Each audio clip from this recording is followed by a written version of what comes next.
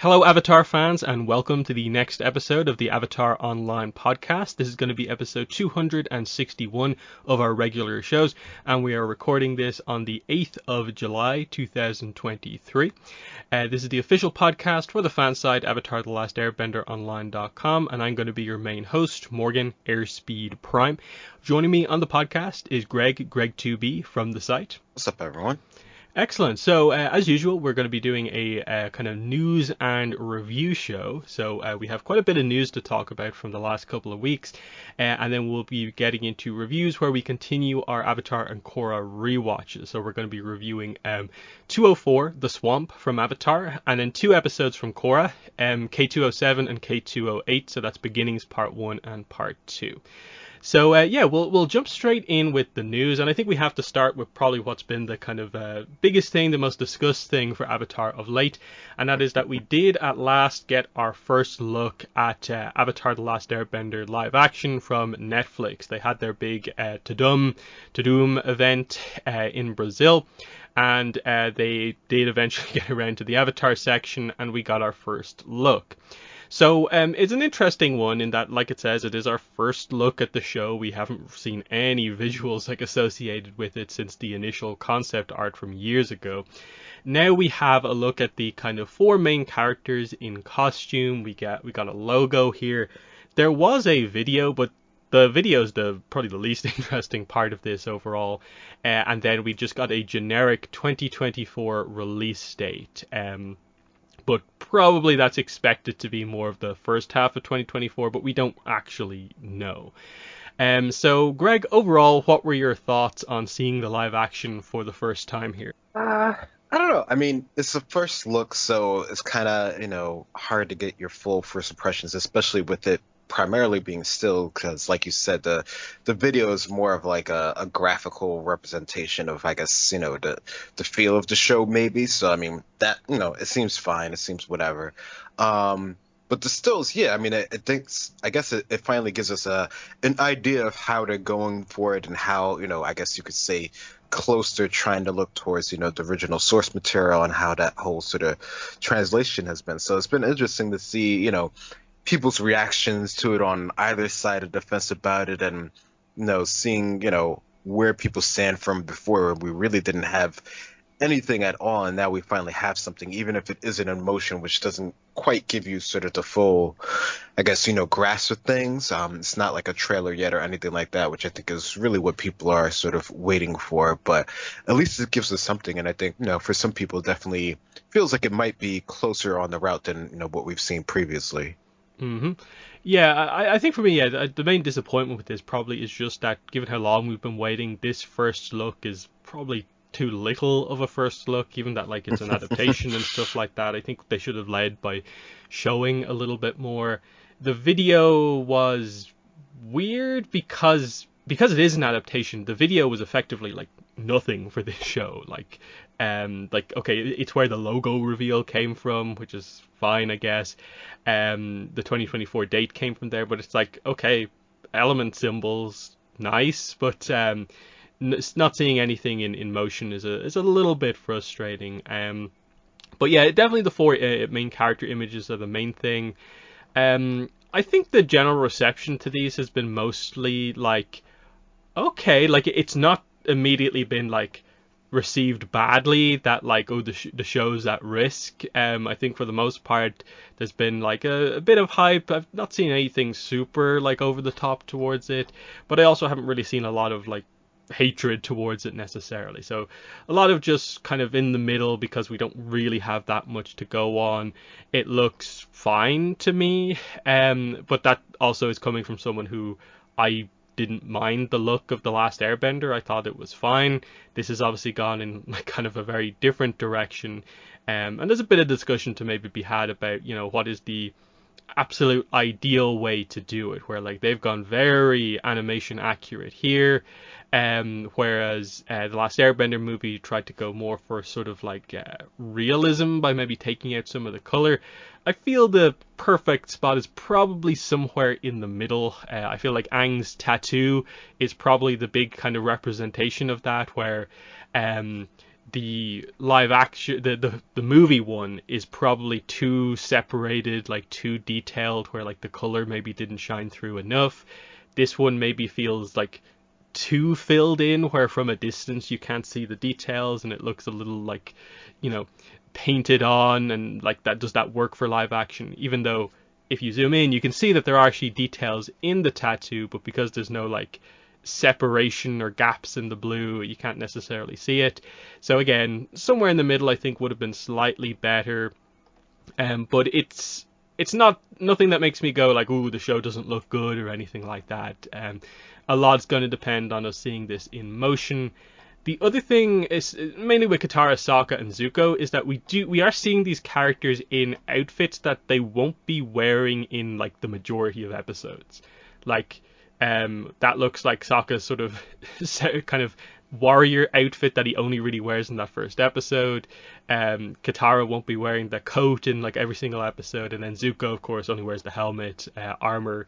Well, at least the helmet on occasion. So.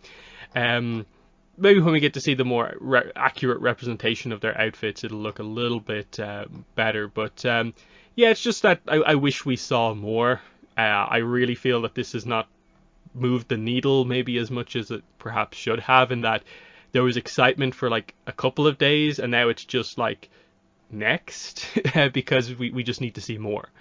But what are your thoughts more specifically on the characters? What kind of stands out about the way they've actually done them here in Netflix live action? Yeah, no, that's a good point there, because I mean, I think they definitely feel like they've taken, I guess, sort of like most of the notes that people had from the original one, where they felt that it really, like you said, it wasn't really connected to it. And I think, for what they're showing here, it feels sort of accurate to how, maybe a real version would have of these outfits. Like, they feel like they have a good amount of detail to them for the most part. Some of them look worn in, which obviously they would if they're, something that these characters are using all the time.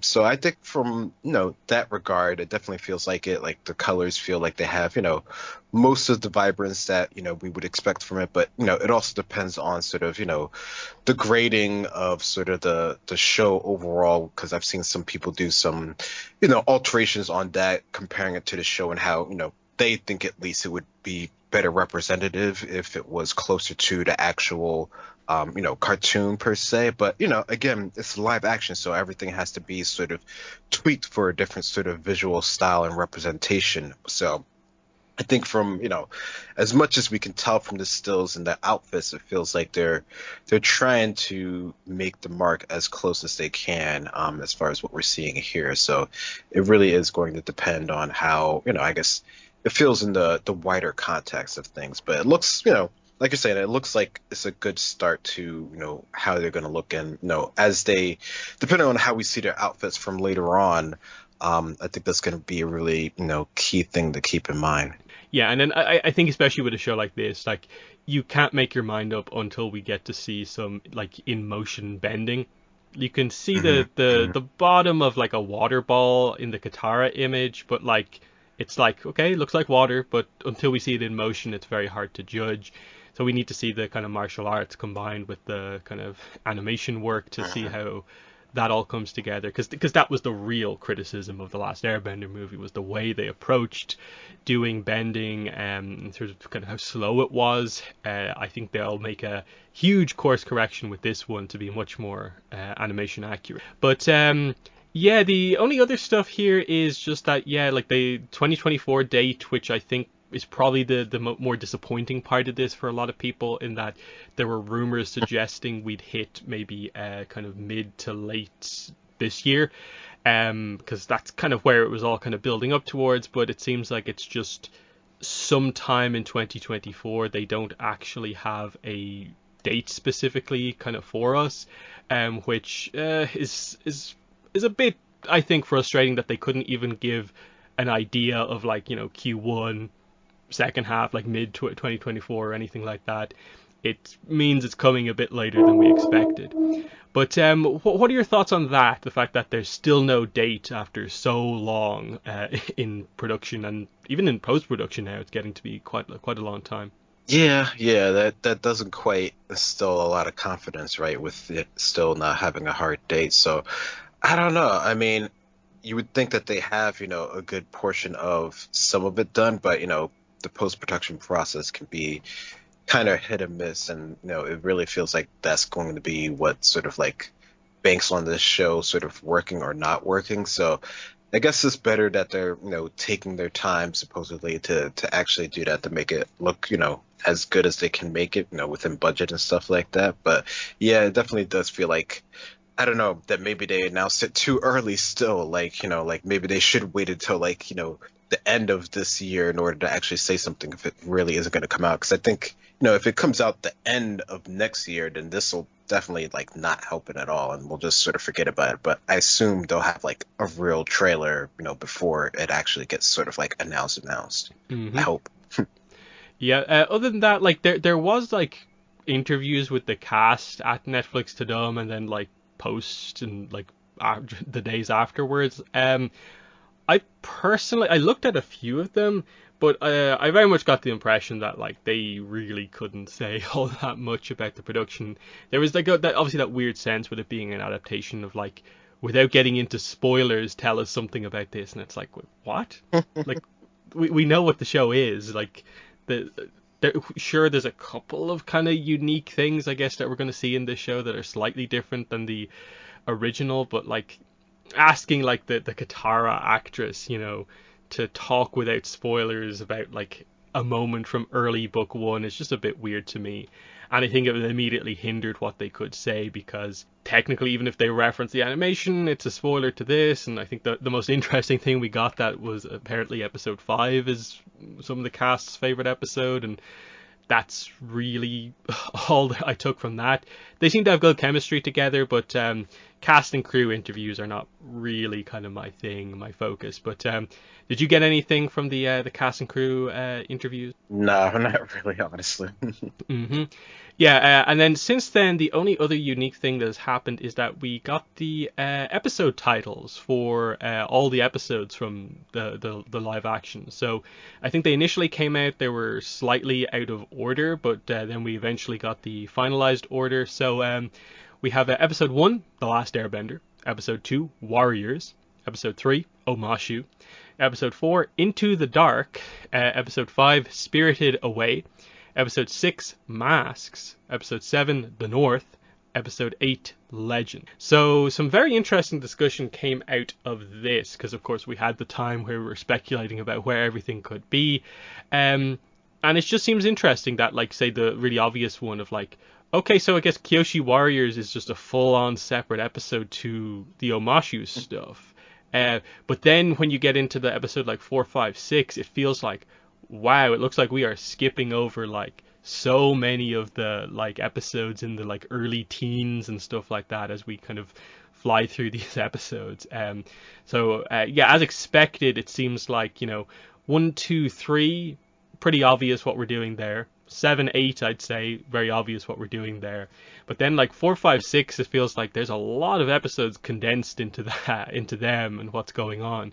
But what are your thoughts on the episode titles? Yeah, I definitely understand the idea of the condensedness, but I think, from beginning of when we knew they were putting this stuff in production, like we knew they were gonna have to condense a lot of stuff. Like that's just how it's gonna work for the amount of episodes they have and the runtime, and just I guess for live action audiences in general, the idea of like 24, 26, longer, show of episodes is just not really a thing, regardless of like budget constraints, unless you're really have like a huge budget to do sort of like an epic show or something like that, and even then they still wouldn't give you like a 24 usually or something like that. So it definitely is interesting to see how they're going away about it, and how the focus might be a bit different from what we've seen in the animated show, which I don't think it's necessarily a bad thing per se, depending on how they go about it. And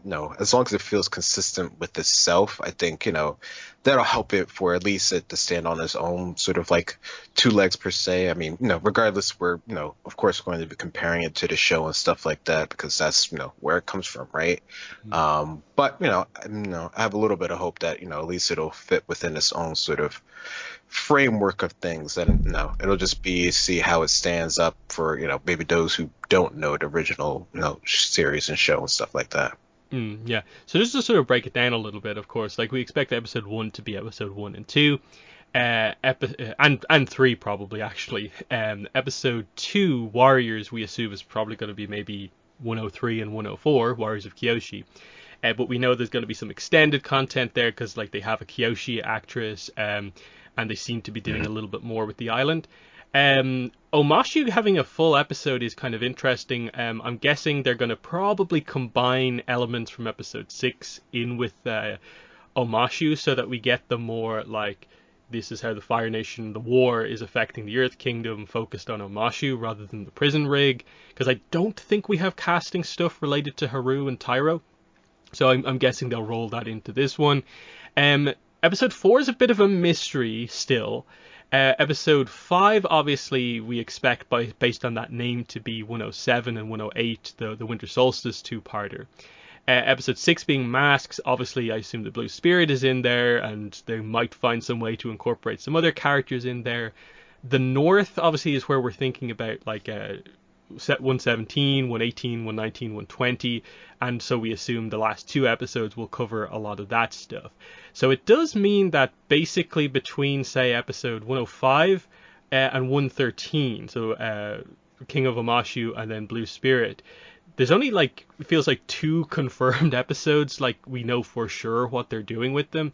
Everything else could be anywhere, and obviously Into the Dark, the only thing that sort of makes sense is that like Imprisoned is in there, but I don't think that's what they're doing here. So there's been a lot of speculation about like, is this maybe where the flashback stuff ends up? Like, do they bring the Storm and maybe elements from the Southern Air Temple together into this one? I think there's been some speculation based on some of the actors that we might actually get a bit of a flashback into sort of how the war started in terms of like air nomad genocide, because like we have an actor for Sozin, which is interesting because otherwise he would only have probably the most minor of appearance if they do it like super accurately to the show. So they're going to have to do something there. Is that what they're going to do here? Because I can see that maybe being something for like a new adaptation of like, yeah, you probably don't want to wait until season 3 to explain how the war started. So bringing that some of that stuff up would be decent, but who knows exactly. But what are your thoughts on that? I suppose mainly like that whole Into the Dark, but also Masks and stuff like that. Like, how do you think they're going to combine elements together? Because I think there's also been speculation about like, where does Jet fit in? Because they have a Jet actor. Which episode is he in? Yeah, no, that's a good point there. Because I mean, and Jet's a pretty like, I mean, obviously if they're casting him, they're thinking about using him, but like, that's a pretty popular character, and he comes back later on, right? So like, it makes sense to have someone for him that hopefully the show does well and they're confirmed for more and more stuff that they can bring him back. So I don't know. I'm thinking, I mean, Jet sort of being like, sort of like a hidden. I mean, I don't know. He feels like he could be something that they could sort of like throw in something like Mask or something like that. But that feels like that would almost be too late for him to really make an appearance, especially if that's like right before they get to the North. So I don't know. I could see him having bits and pieces in any of those 3 sort of middle episodes there. And I mean, we can clearly see, sort of the things that they're clearly going to sort of like nix or just sort of breeze over there. But yeah, I mean, I don't know. I think, this might not be too bad the way that they're going about it from, what people generally prefer of like, season 1 and stuff like that. I mean, it's still going to feel sort of, condensed the way you go about it regardless, just because, we know like the original sort of like pacing of things. But in terms of live action TV, keeping the beat going and stuff like that, this might be towards their advantage. And yeah, so it's definitely some interesting stuff there. So Always interesting to get the episode titles. But we will move on to some extra information. So up next we have news finally about Avatar: The Last Airbender Quest for Balance, the video game, which we heard about a decent bit about last year, from like the middle of last year into the end. It was apparently meant to come out last year, but didn't. We haven't heard anything about it for months. And then all of a sudden, it just got randomly announced by IGN. A trailer went up, but even then, there was kind of some weirdness about it because literally the trailer was like all that they had, and like they didn't even have like an official image. But then listings started going up, but this was separate to this like big news. So it's still in a bit of a confusing spot where like we have official information, we have the release date, we have the box cover, but the only like news that's actually been talked about is this initial trailer. But yeah, so this game is coming out September 22nd this year, so we're not too far away from this at all. It's going to be coming out on all platforms, so that's PS4, PS5, Xbox Series S and X, PC and Switch. It is going to be $50, so it's not a full price game. It's just below that. It's going to be action adventure, and it will apparently be covering all of Avatar: The Last Airbender. So what we have so far is a relatively small trailer, but it actually does show off like bits of gameplay. And then we have a few like screenshots and stuff like that. But it's one of those ones where like I still feel that we don't have the full idea about what exactly this game is like on a sort of like minute to minute basis as you play it. It looks like there's a combination of puzzle solving, kind of combo based, kind of beat 'em up style stuff. There will be bosses, but it's also being done in chapter format where there's going to be 18 chapters that you can replay. But it seems like there's some sections that are like where you can explore, and there's like side quests and stuff. So yeah, there's still stuff that we don't fully know about it to get the full scope across. But the general response has been not like amazing. But I think a lot of this comes down to sort of expectations for this. I think for me, the second we heard about Quest for Balance, and then especially the second we got the description kind of late last year, I think we knew exactly what sort of game this was going to be, knowing the like publisher and stuff like that. So this is exactly what I was expecting, and so I feel like, okay, this looks okay. It doesn't look like the greatest Avatar game of all time, but given how few games we've actually had, we have to start somewhere is sort of my perspective. So I'm probably going to grab this on PC and at least do some videos about it, because it looks like it will be a bit of fun as an Avatar fan to have an Avatar game. But I get where a lot of people are coming from, that they are absolutely at the point where they want a much higher quality Avatar video game. I think we'll get there, but we're going to have to wait, is the general idea there. But, Greg, what are your thoughts on Quest for Balance finally being announced? We finally have a look at it. Yeah, I probably fit more in lines of the second category there, and hoping for something that was, a little bit, sort of on the higher end scale of things. But I see the reasoning, and I see the idea that, it's not like Avatar is a new franchise. It's not like it's actually in sort of the zeitgeist of everyone's mind right now for people who aren't part of the fandom or who haven't been part of the fandom for the last, number of years.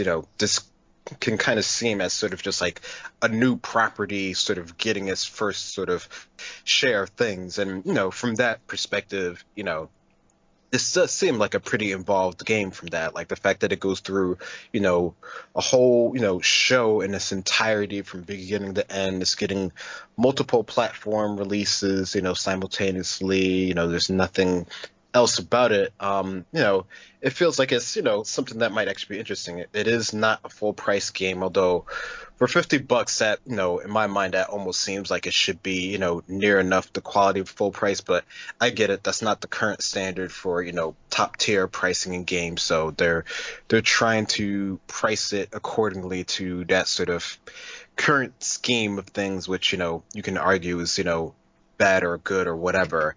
But we have an idea of it. We see what it looks like. We see where it's coming from.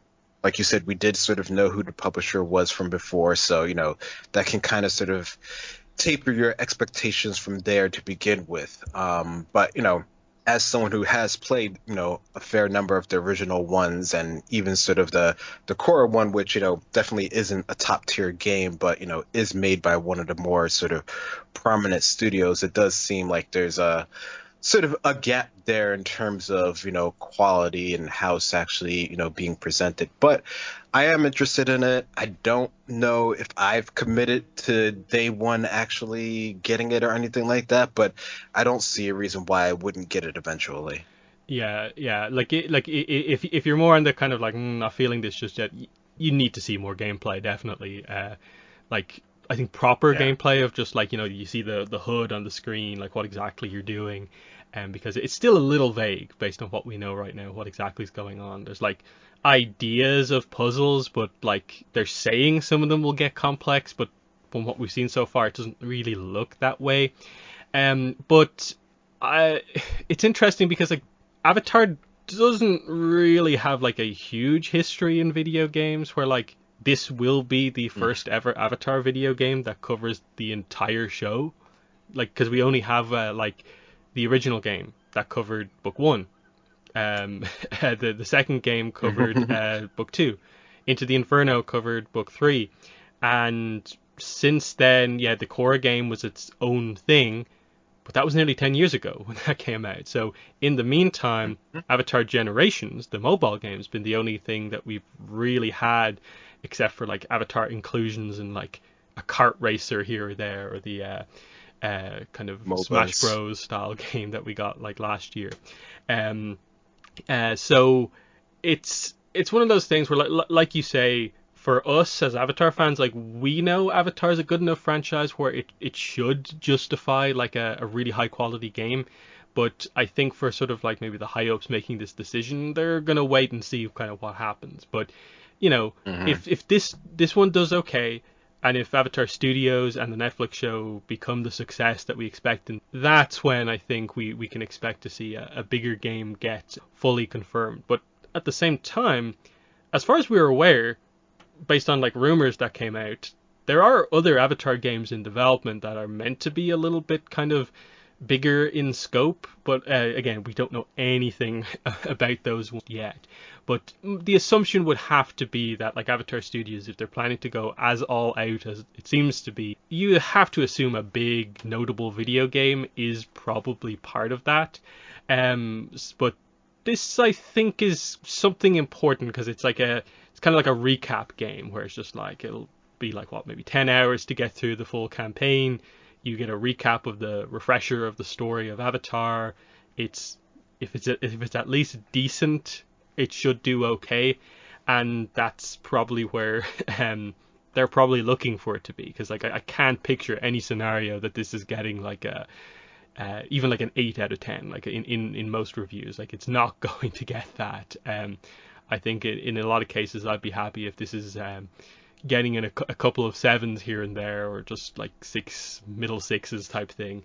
That's where my expectations are for it, but that's still a okay level of game for me, and especially where like in recent years in gaming, like you don't typically get licensed games like this anymore. Like this was a huge thing like when Avatar was first coming out, of course. But like it's been a long time since you just kind of get these sort of like kind of middle of the road kind of licensed games, which some of them can be good, some of them can be bad. It completely depends on what exactly happens. So, um, I just see it as like a little bit of progress here that we finally are getting like an actual console game, and hopefully we move on from here and it actually does pretty well. So there's definitely some excitement there, but we definitely need more. But it's not too far away. Like I said, September 22nd. So they've waited until pretty close to release to talk about this, and that should probably help just build a little bit of excitement, just hit. And Avatar is popular. it'll do okay, and then we'll see how it. Next, into something that is immediately on the imminent horizon, and that is the Legacy of Yang Chen. Yang Chen Book 2, Book 4, Chronicles of the Avatar, is coming out in 10 days. We are very close to the release of this book, and since the last podcast, we've got a couple of different preview kind of things. We're not going to go super in depth because we'll do reviews on like the whole book, of course, when it comes out. But we have a official first preview chapter that came out via Polygon. There was an audio excerpt that came out via one of the audiobook kind of websites, where we got a little bit of, I think it's like chapter 10 or 11 or something like that. And then just recently, I think Kobo, the ebook seller, had a preview that included chapter 1, and then what looks to be, I'd say, like 3/4 of chapter. So there's a decent amount of content from this book out there at this point. Even though I would overall say, at least officially, I don't think like Nick or even Abrams are doing a lot to overly hype up the book this close to release. I get it, it's a novel, it's kind of like a weird thing to like super generate hype for, but so far it's been very, very minimal, and I've been doing what I can to kind of get people excited. But I assume as we go into Comic-Con, FCE is going to be there. The hype will build as it like releases, and they can actually talk about it in that way. But I do always wish they'd do a little bit of a better job at getting like interviews out there earlier with FCE to talk about the book, hype it up a little bit more, rather than just the very standard way that books tend to get the kind of hype cycle going for them.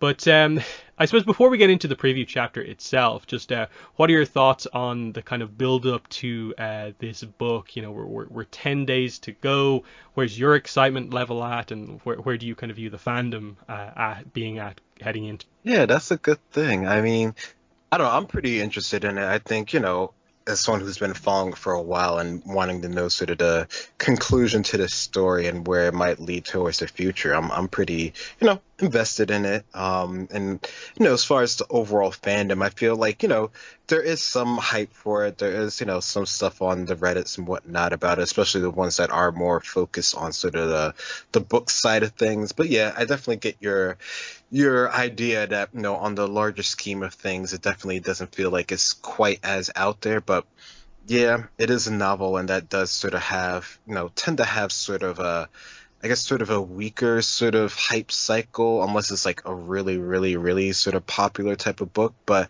I don't know, considering that this is sort of like a media offshoot type of, project, you would think that there would be sort of more, sort of integration with the other sort of platforms that is, and I mean, granted, not everything in Avatar is like fully connected in terms of like sort of like company and promotional type of stuff, and that's always sort of like we're hoping like Avatar Studios, once they feel like they're like really sort of like active and stuff, would sort of like beat ahead of. But it still seems like that still hasn't been a thing in terms of how that's going to work and whatnot like that. So I don't know, it feels like we're still waiting for like the proper sort of like movies to come out for that whole thing to actually sort of kick in, which is too bad because they have all this other stuff that's been going on for the past number of years. But yeah, it's there, it's still going. I'm sure people, once it comes out, they'll be talking about it, and people will be saying stuff and be asking like, where is this from? And be like, it's from the book that no one ever reads except for like a handful of people.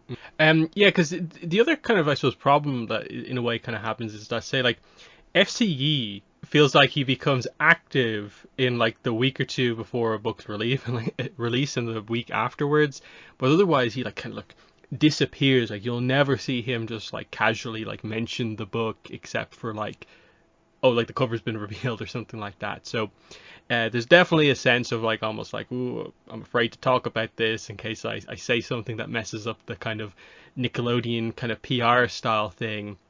And then the other point would just be that at least as far as I'm aware, they don't seem to offer review copies of these books. I don't think I've ever really seen anyone mention getting a review copy of these, or if they are, it's just it never kind of has like a massive like impact, because in the usual place like I request like review copies of the comics from, they're never offered on there to even request. Whereas like the Azula comic just went up a few days ago for review copy request, so I have my request in for that, and that book's not out until like basically like end of October, November, whereas we're here 10 days before release, and I'd say a huge amount of the fandom doesn't even know it's coming out because it's not touched on by the social media often.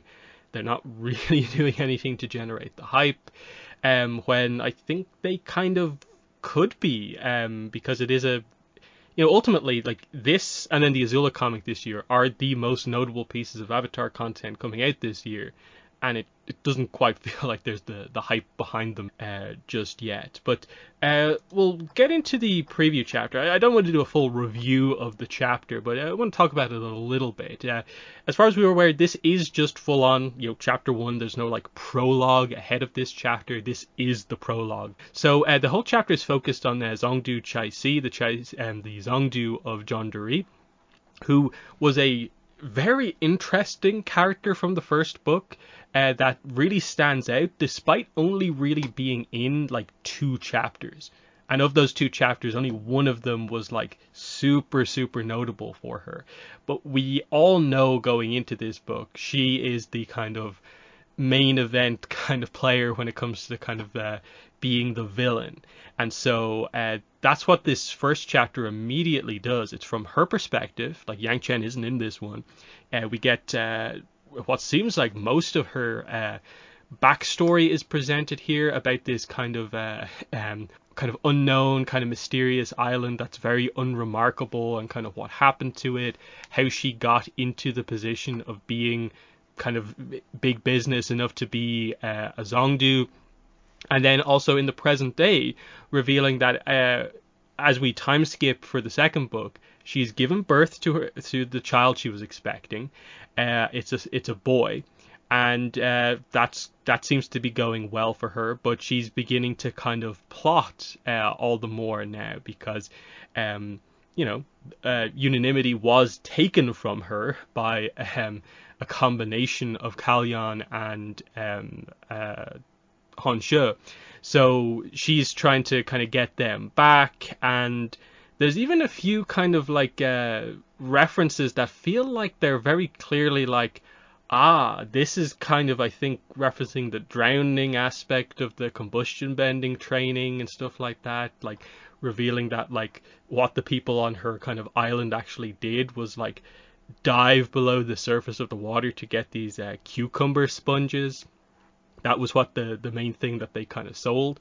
And then like basically business people came in there and kind of completely took it over, and she doesn't want that to ever happen again. And that's like the characterization that they're going for, is that she wants to have enough power where no one can do what happened to her family to her ever again, and that's what she's trying to accomplish. So a lot going on here. I think really interesting book that makes me like super excited for hopefully quite a few Chai-Si specific chapters. But what are your thoughts on this preview chapter depth? Yeah, I like that we're getting sort of right into her backstory, and like you said, we're really sort of keying into the fact that she is going to be, and probably always has been, like a major player in the events of, dealing with the Zongdus of this time. And, with everything that we know from her current backstory and what she's, trying to create some sort of legacy, even though the whole point of her position is to essentially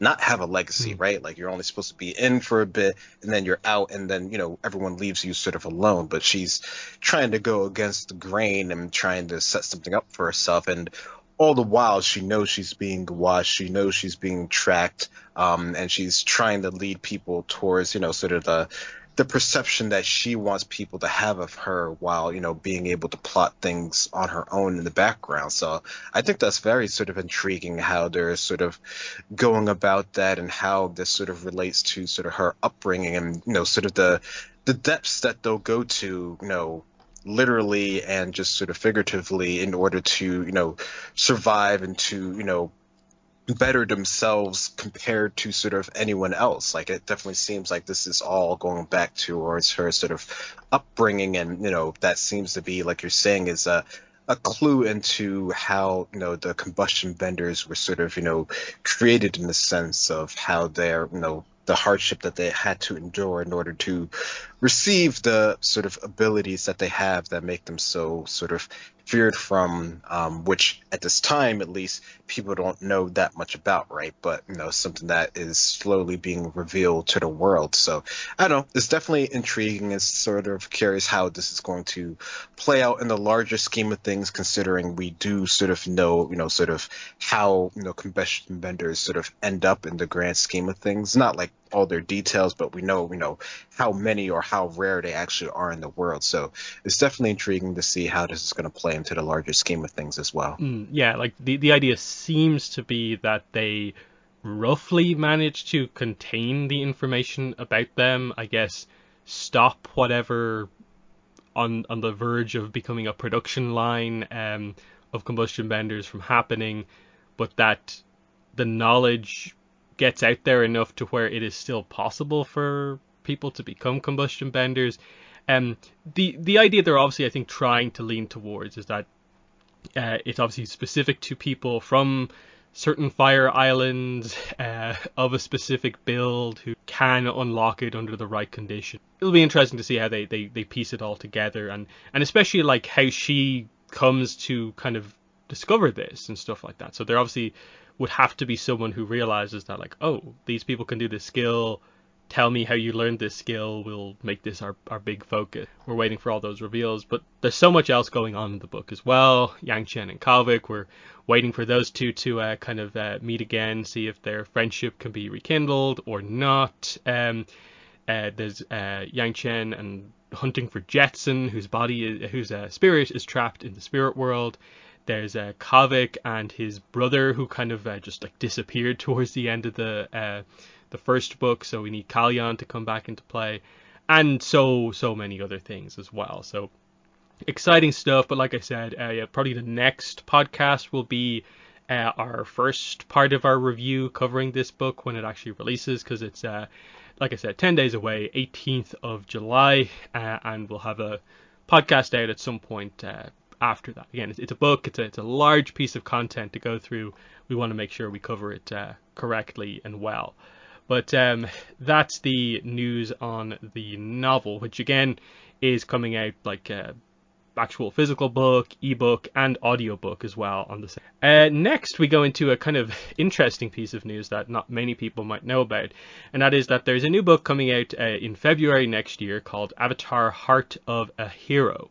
This is basically a slightly bigger, more expanded version of a book like I Am Aang, where it seems to be more of a kind of kids retelling of like Aang's story, and this is very much the same thing, just with 40 pages instead of 20.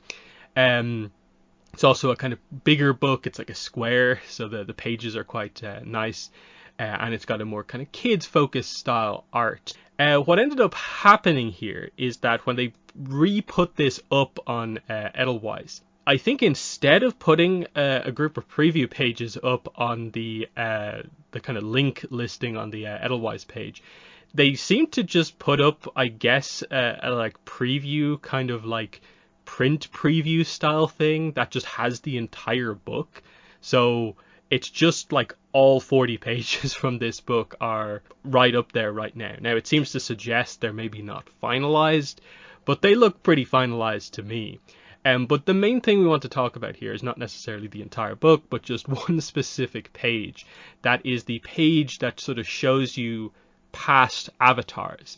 And what's unique about it is just the amount of past avatars on this page. Because for Aang, usually the way they do this is that they show the previous 4 avatars. They show one from each element in front of him. So for Aang, that is typically Roku, Kyoshi, Karuk, and then Yang Chen as the previous air avatar. But here, there's 7 avatars on the page, so we don't know who the other ones are, but it's, the elements match up, certainly.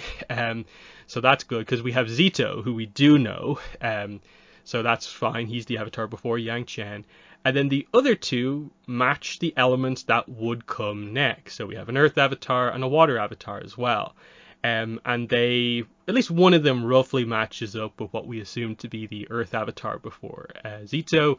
but oddly he looks a bit younger than he does in most depictions, still having like color in his hair rather than being kind of like gray. And then there's the water avatar, who is wearing the kind of polar bear dog skin, but Karuk in the same image is pictured not wearing that, which he occasionally does. So very interesting stuff here. There's been some speculation, was it just like an artist mistake because it's not a hugely notable book, but at least to me it seems very intentional that this art was put together, seven avatars, the fact that they have Zito accurately there plus two others.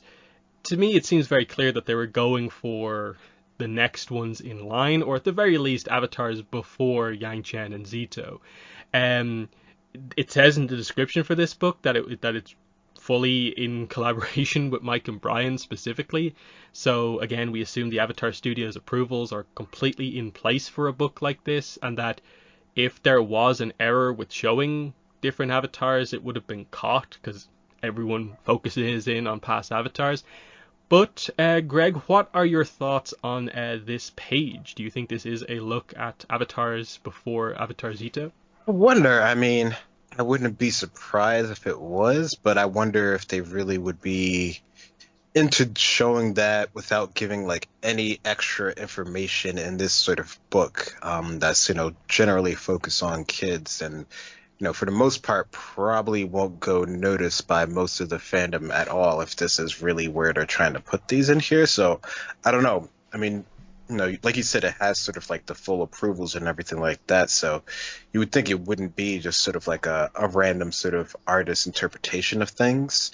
But I don't know. It is quite curious that they're sort of going that route. And I mean, I don't know. I mean, like you said, it does seem like it's pretty much done. It would seem odd that they would have to like re-edit the whole thing just for that sort of thing at this point. Or I don't know. That's an interesting one.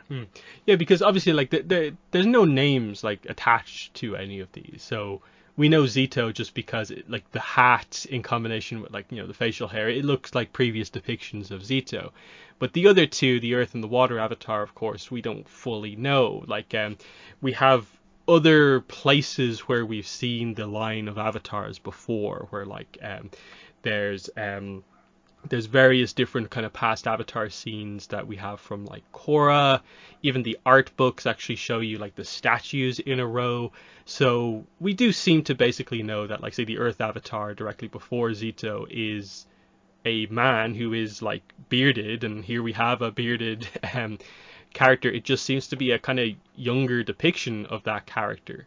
So I don't know. It's unusual, but it's also like it's not out of the blue that these kind of slightly lesser books have stuff like this, where like what's it called, Legacy of the Fire Nation, one of those three kind of scrapbook style books, has like depictions of, like, say, a Zulon as like a teenager, or even younger than that actually.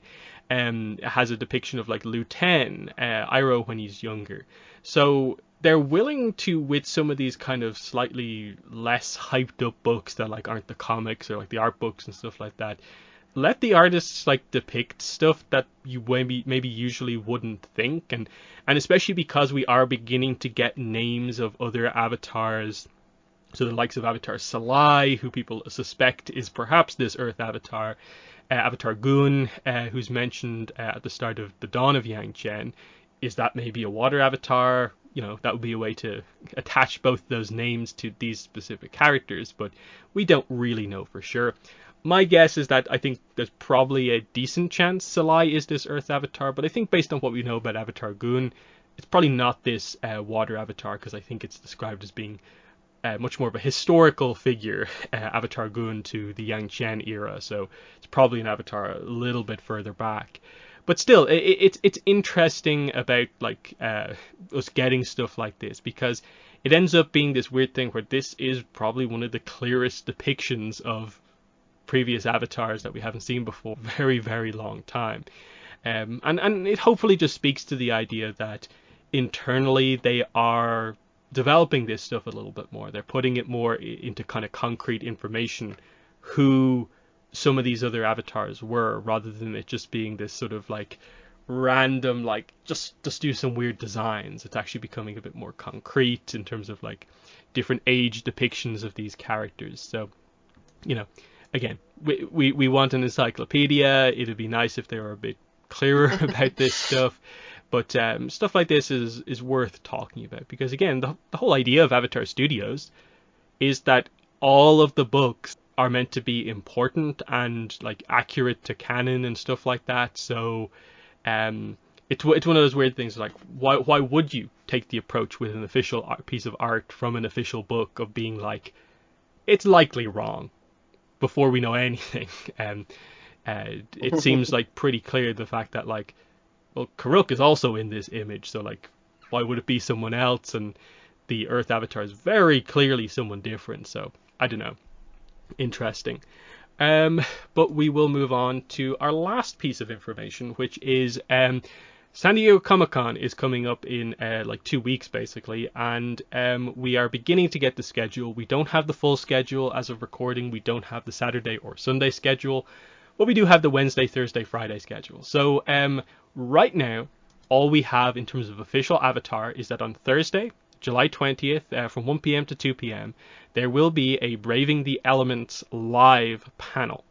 The description is Benders Unite, Avatar Braving the Elements, the official Avatar The Last Airbender companion podcast from Nickelodeon and iHeartRadio, returns to Comic-Con for its third year in a row. Hosts Janet Varney, voice of Korra, and Dante Basco, the voice of Zuko, claim their honor alongside surprise panelists as they explore the deepest realms of the Avatarverse. So, like it says, their third year in a row for a Braving the Elements panel. It should be noted that last year we did actually get some Avatar Studios news. It's probably one of the few super official pieces of news about Avatar Studios. Janet Varney put out that video where she announced that the first Avatar Studios movie would be about Aang and friends. So it was a very minor piece of information, but it was official information. So I think that does immediately sort of set the standard that, well, if you said that last year, we're a year on, you should be able to say something else. And that, like, it's weird if a year on things are even more difficult to say stuff about when we're expecting, like, realistically, we should be hearing news about, like, the first TV series that they're doing. They should realistically have a big update on that first. It's still a while away, but, you know, if not now, when are you actually going to talk about it? Otherwise, I think the expectations for this are that, you know, they might have an update, a piece of news, but I think most of the panel will just be the standard Braving the Elements fare. Though it's a bit interesting this year in that we have not had confirmation that Braving the Elements is coming back for season 3. They finished up back in like late March with the book 2 stuff.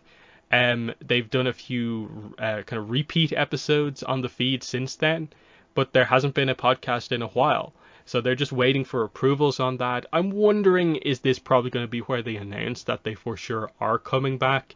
And my expectations for that would just be that I hope that's not like the big news from this, because the podcast happening under the Braving the Elements banner probably confirms that that is the case. So hopefully there's something else with that. But what are your thoughts on this? So far, just the Braving the Elements panel. Yeah, I don't know. I mean, the podcast, is interesting. I think, a lot of people do enjoy it, so I can't see why they wouldn't bring it back per se. But, in terms of them having some sort of big news, I mean, yeah, they did have that big, sort of announcement before, even though we kind of sort of, felt like that was already going to be a thing. But that was also like, that wasn't during the panel itself. That was like ahead of time via social media. So I don't know, the fact that they're doing this again, would that mean that they're going to be able to do something bigger or the same sort of thing like during it or anything like that? I mean, I don't know. I mean, given Janet Varney the say to announce anything, I think it's always cool because, she's so, beloved by the fandom in general. So I don't see that being sort of like a bad thing that they could do or that they would even do. But in terms of like how far along they are and sort of like, producing stuff and like that, would this be the time that they would say that? And would she be the one to say it in this sort of instance? I don't know. I'm not really sure. I mean, like you said, there is a precedent for it, so it definitely could be a thing, but I don't know. I don't really feel like that's going to be something that's going to be such a big thing continuing forward with them. I think that they would sort of like keep that for themselves in whatever sort of media channel, system that they're going to use for that going forward. But, here's hope that it is going to be a thing. And I wouldn't be surprised if, like you said, that this, sort of is coincided with them being sort of confirmed for another season on the, podcast. Yeah, because like I think that logic makes sense, but at the same time, it's like I feel like there's no better place to start doing some information than a Comic-Con. So like they have they have such a like non-history of like putting like Avatar Studios news on the official channels that like you probably should start at Comic-Con, just where people are paying attention and people are expecting news. It's a way to do it. Because last year was weird, where like yes, it was done by like a separate video, but like it was a video that they used that as the start of the panel. So like that happened, and then it went live for like everyone at kind of roughly the same time. So it was because Janet Varney wasn't in attendance at Comic-Con last year, so she kind of like sent in the video instead of being there. So she's actually here this year, so they could do the announcement together if they have anything to say.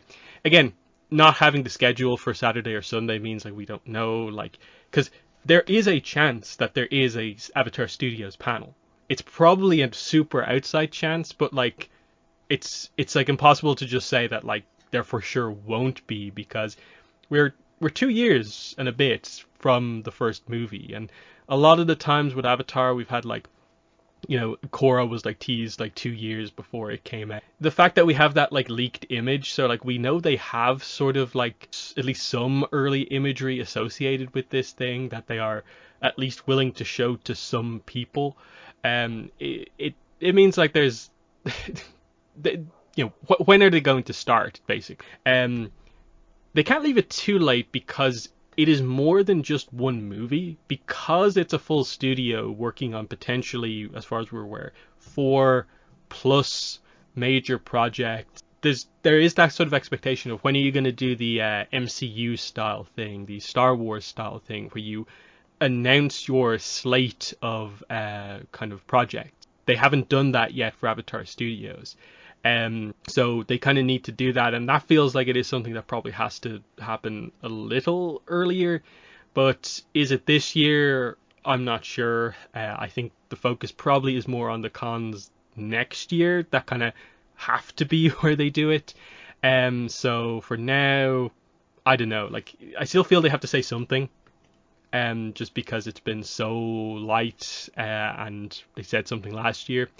Beyond that, though, the expectations are that there should at least be a publishing panel for Avatar on Saturday or Sunday. It was Saturday last year, so probably will be the same again.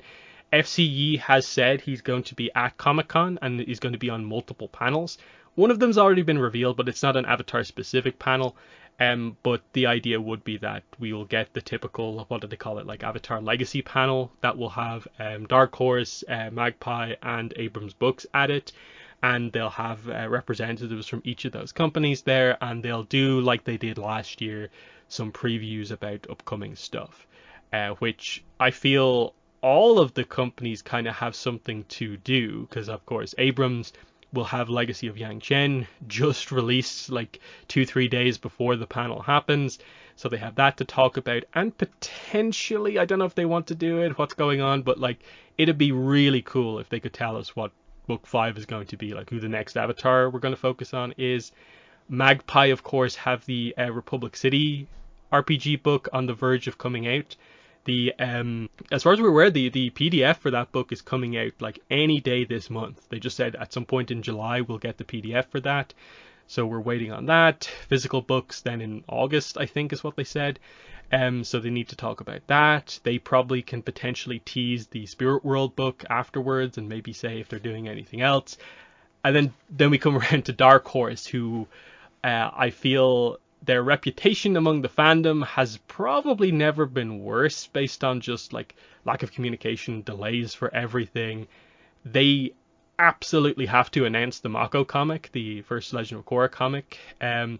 They need to show off the cover for that, and a little bit more. I honestly feel like they probably need to announce a bunch of stuff, realistically, where like what's after the Azula comic, like can you announce the next Avatar comic, and then like Beast of the Four Nations, like it's been a really really long time with that book. Can you finally re-announce it? So I do think like even if the best that we get out of this Comic Con is the publishing panel, it kind of has to be a big publishing panel as well, because that's the stuff that's getting us to Avatar Studios, and Dark Horse especially have not had a great year for sure. But what are your thoughts on that? Like the expected publishing panel? Do you think it is going to happen? And then what are your expectations? Yeah, I think, I mean, I was suspected they would do a publishing panel. It feels like it's a sort of a straightforward way to get some sort of the content out there. Some of it that's new, some of it that, sort of we've been knowing about for a little bit now. And I don't know, I think that seems to be one of those sort of like, it almost feels like it's sort of like a standard one to have at this point, which, might not be the best way to sort of interpret, but, it does sort of help get sort of the information out there. And it is sort of one of the best sort of times that we actually get, multiple sources of information at one time, since everything else is sort of on their own sort of like disjointed sort of social media channel. So it is nice to have it all sort of announced in one place, even if it does wind up coming out sort of individually and piecemeal after the fact anyway, unless you're there at the con itself, of course. So yeah, I mean, I don't know. I really hope they do get a lot of the stuff out there, and especially with Dark Horse, like you're saying, I think that would help and go a long ways in terms of just building up sort of general more sort of hype for the stuff that's coming out for Avatar. I think it's unfortunate that the comics there have sort of gone to the wayside when they were such a focus for a number of years, when there really wasn't anything coming out, and we didn't know when anything else would come out in the future. So I know it's a bit sad to see that they've sort of taken a back seat to things while all the other properties are admittedly going on. We just don't know as much about them. So I do really hope they get more information out about the comics at the very least, because like they have to say something, because like on the release schedule for Dark Horse is the Imbalance Omnibus Edition, which is basically the last reprint book they have that is possible. They have no real other capacity to do a reprint for other books unless they announce another like short story collection. Because like there are comics that need to be collected, like random like free comic book day books that aren't in anything. So that's an opportunity. But yeah, Imbalance Omnibus and then the Azula comic are the only like a properly announced books. Yes, Korra comic trilogy, but we need to see it actually get announced.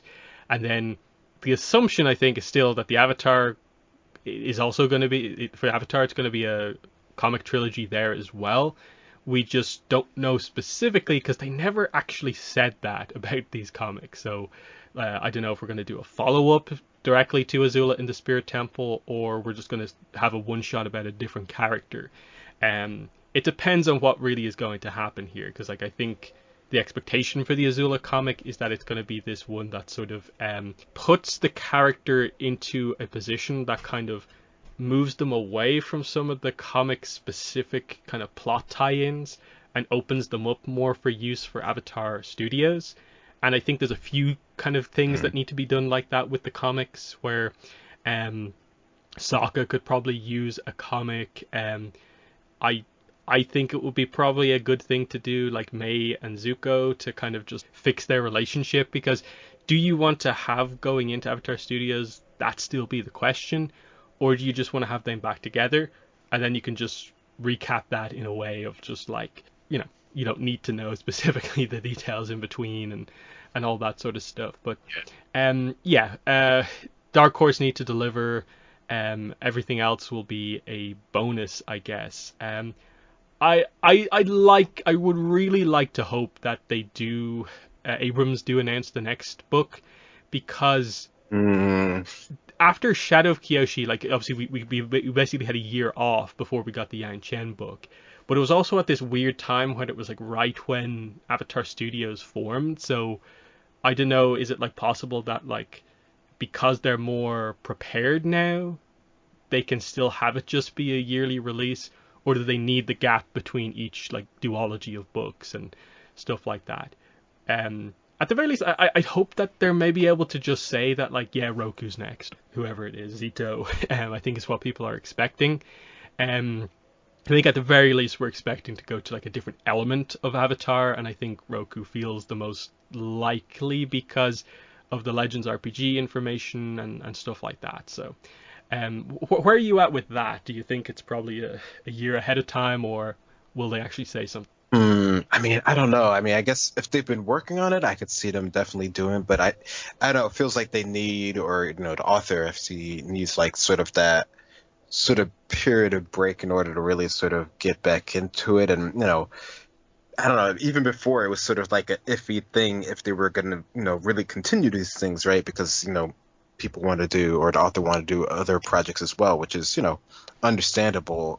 But I don't know where they're really, I don't know. I guess it really depends on sort of the value return of these comics, which, from my perspective, it seems like it's really cool and it's been working out pretty well. But I'm not sure it's sort of like the grand scheme of, the Avatar verse of sort of projects and stuff like that, how this really feeds into the whole sort of like chain of things per se. Because I definitely would enjoy them doing like another Avatar, like you're saying, like, go to Fire, go to Zito, see how that works out. They could keep going, sort of like backwards in time, and just sort of add more to the lore and to the world of Avatar without sort of too much affecting things that we see coming down the pipeline.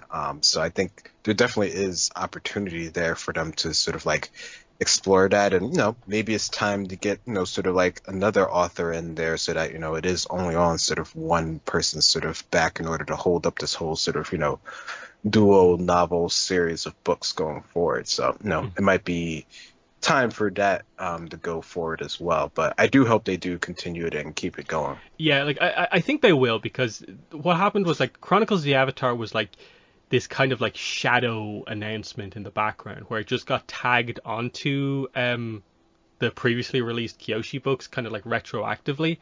And this is what sort of confirmed to us that like, oh, they probably will do more because they've now added this title onto it, and then they actually did. So the hope is obviously that, okay, they've done the Yang Chen books under Avatar Studios like 100%. Surely they have a plan for at least a few more Chronicles of the Avatar books. I think FCE has been on record before as saying he only feels comfortable writing for avatars that we know a little bit about already. So I think he probably will limit himself to the four before Aang, basically. So it would leave Roku or maybe a Karuk as the last to happen.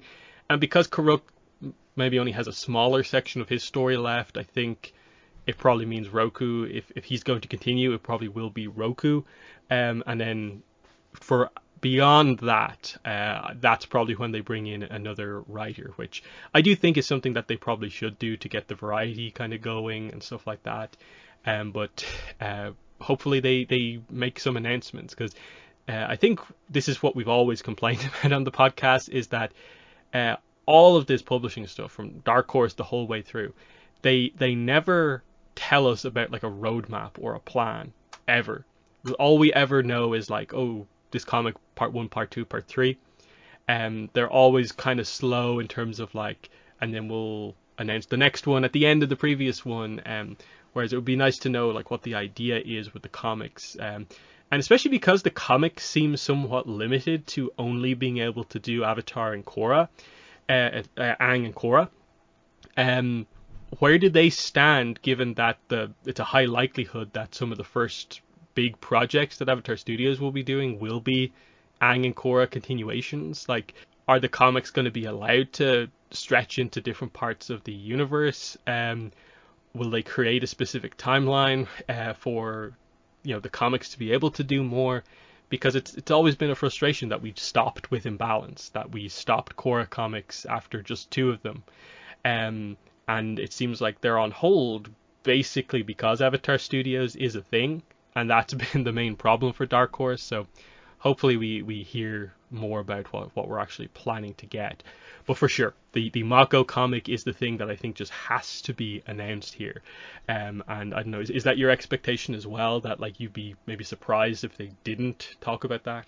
Yeah, or something regarding the new sort of series of one-shot comics, I think should be announced in some regard. Mm-hmm. Yeah, because like it's we know it's Alexandria Monique on art, who's become like a huge fan favorite artist over the last few years because of her work on the RPG and the comics she did in Patterns in Time. And it seems like she's a pretty efficient artist, so we should be able to see some of that stuff definitely. But yeah, we'll move on from the news there into our reviews. So we are going to start with our Avatar episode for today, which is 204, The Swamp. So a very, very interesting episode here. It gets very spiritual towards the end. There's some nice world building in this one with the introduction of the Foggy Swamp tribe. On the Zuko Iroh side of the episode, we of course get the sort of Blue Spirit kind of debut here as well, which is very nice. So I think this is a very good episode. It is it's probably one of those ones where it struggles to get into the absolute high limits of a lot of people's lists, but it's to me very memorable ultimately. Like this is an example of an episode having memorable kind of new minor characters, and because of the strong spirituality and like that Hugh is basically a guru-esque character, it is one I always tend to remember pretty strongly and like quite a lot, even if it's not the absolute strongest episode of Avatar. But what are your overall thoughts on the Swamp? Yeah, I would agree with that. I think it's very sort of like quotable and sort of his approach to things and his spirituality. I think, sometimes you might even be able to sort of get confused with the quotes in this one, thinking that they might come from another character like Iroh per se, but it's really Hugh that's actually saying sort of the meaningful stuff that sort of has the long lasting impact on you. So no, I think it's a really good one in terms of that regard. I mean, there's not much in terms of sort of the B plot, but it is sort of like a key sort of introduction that you can kind of sort of forget that this is where, sort of the Blue Spirit really sort of comes from here. So, it's something that kind of gets breezed over, but I think it definitely has a lot of elements that pushes the whole overall story of this book forward, which is, sort of the really good thing in terms of just keeping, sort of the motivation of, our core sort of group here going. Mm-hmm. So yeah, we'll jump in here and we'll actually start straight away with the Zuko Iroh stuff because it is only a few scenes. So this is important. It's a build up to the Blue Spirit, but we see Zuko and Iroh obviously are on the run from Azula, so they don't have their royal family support that they kind of previously did. So they're now on the streets kind of begging for money, which Iroh is actually perfectly fine with and has no problem sort of quote unquote bringing him down to this kind of level of a more normal person. But Zuko is still struggling with this because he still wants to go after Aang, get his honor back and become the prince he was like always meant to. He kind of refuses to bring himself to beg or sort of perform for money. And that's a big contrast because, again, Iroh is theoretically next in line for the throne at a certain point, but now he is this character that is perfectly fine doing all of this stuff. So, the swordsman comes in, makes Iroh dance for the money, but Iroh earns the money and is actually quite good at doing this kind of begging for money on the streets. But of course, Zuko is hugely annoyed and angry at the swordsman for kind of putting Iroh, even though Iroh doesn't super have a problem with it. And I like this because you can see Zuko's kind of growing frustration at their overall situation, but also specifically towards the guy who did that to his uncle. It's a nice kind of more subtle scene about like, oh yeah, like this is the impact of them being on the run from their family actually mean. What are your thoughts on this opening scene? Yeah, I think it definitely does sort of key into sort of, being sort of humbled in a sense and how, each of them sort of deal with it. And, the idea that, Iroh was so high up and, Zuko as well, but one definitely has the sort of ability and sort of the history and the sort of maturity to sort of like adapt to the current situation where Zuko, this is sort of the beginning of his whole sort of arc of sort of finding himself and learning, his place in the world and what he really can contribute to things. Because, right now, even though he's on the run, he's still sort of like in his mind sort of has this goal and can sort of be considered sort of like a minor bad guy still, right? Like he's not a good guy yet. And, that's something that, he's going to have to come to terms with. And he, it takes it a bit for him to get to that point. Hmm. Also note in this scene, a salesman walks by, and on his cart is the blue spirit mask. He's like a mask salesman. So this is where Zuko actually gets the blue spirit mask from. And obviously the show itself never explains the significance of the mask to Zuko.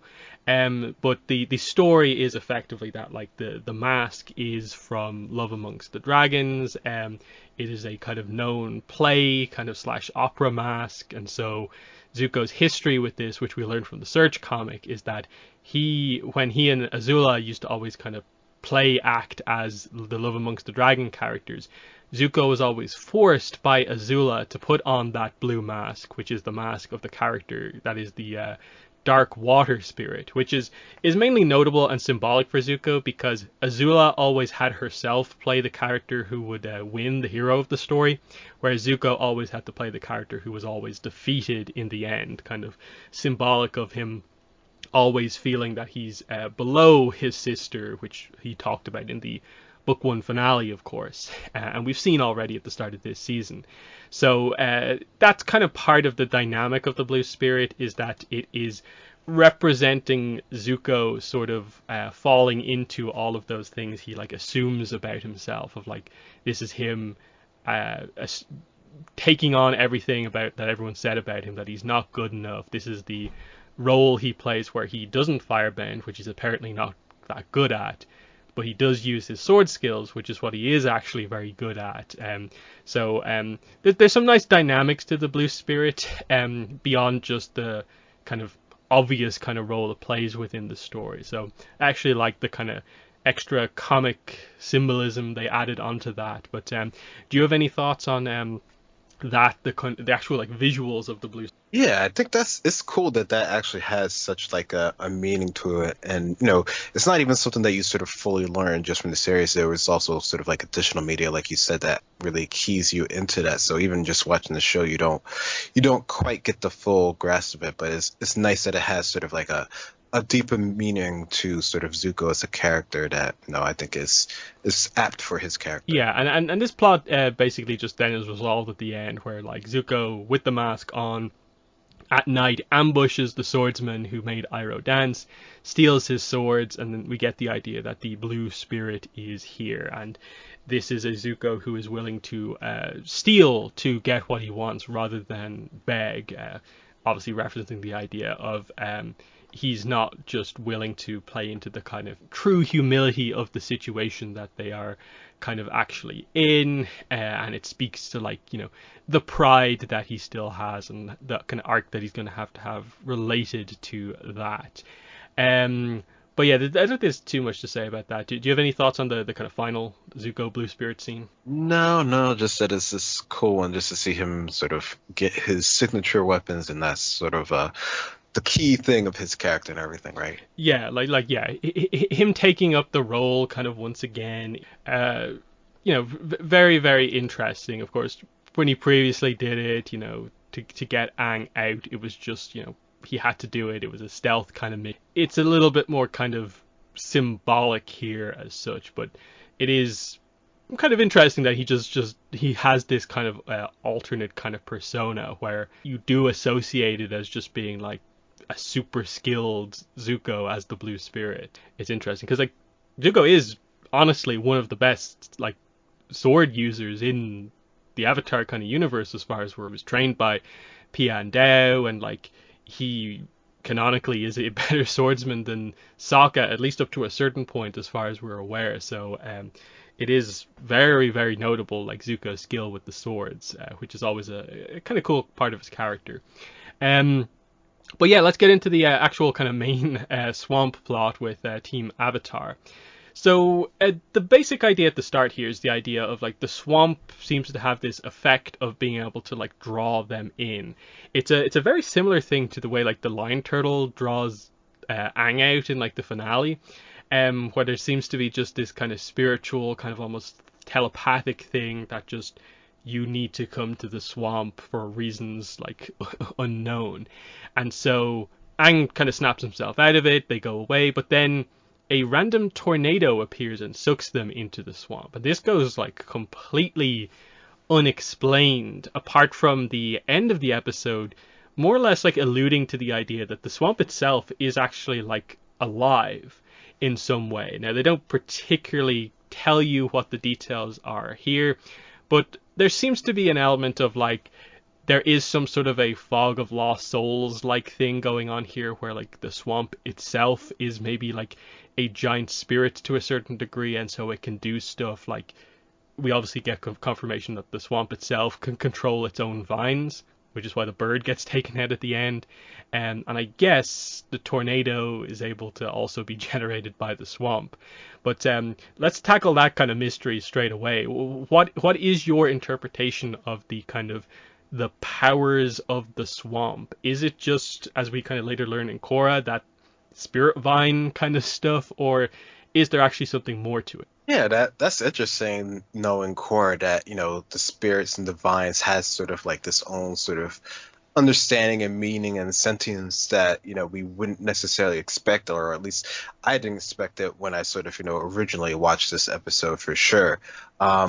So I don't know. I take it more in terms of the swamp overall has its own sort of, I don't know, microcosm intelligence sort of thing. I mean, that's what you can sort of lead to be believed by the little bits and pieces that you see here, and everything that the Avatar world has, it that wouldn't be sort of a above approach to actually be a sort of thing. And the whole idea of the swamp and being able to communicate sort of lends itself to that fact that at least within this sort of range of influence, there is its own sort of entity doing its own sort of thing here. And we've seen similar things before, so I wouldn't be surprised if that was sort of the idea that they have here, even if it is never really sort of like, clearly explained or anything like that, which, isn't too bad. Like, some mysteries can stay sort of mysteries in the Avatar world. Yeah, because the explanation is given to us that, like, yeah, the entire swamp is the roots of the banyan grove tree.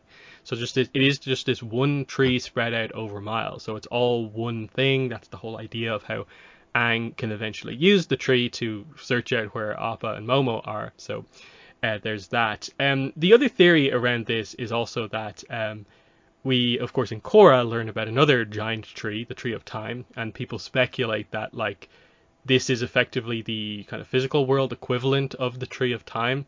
That like if you did kind of overlay the two kind of spaces on top of each other, the idea is that one grows one way into the spirit world, and then the tree grows down into the physical world, and they're just kind of two sides of the same tree.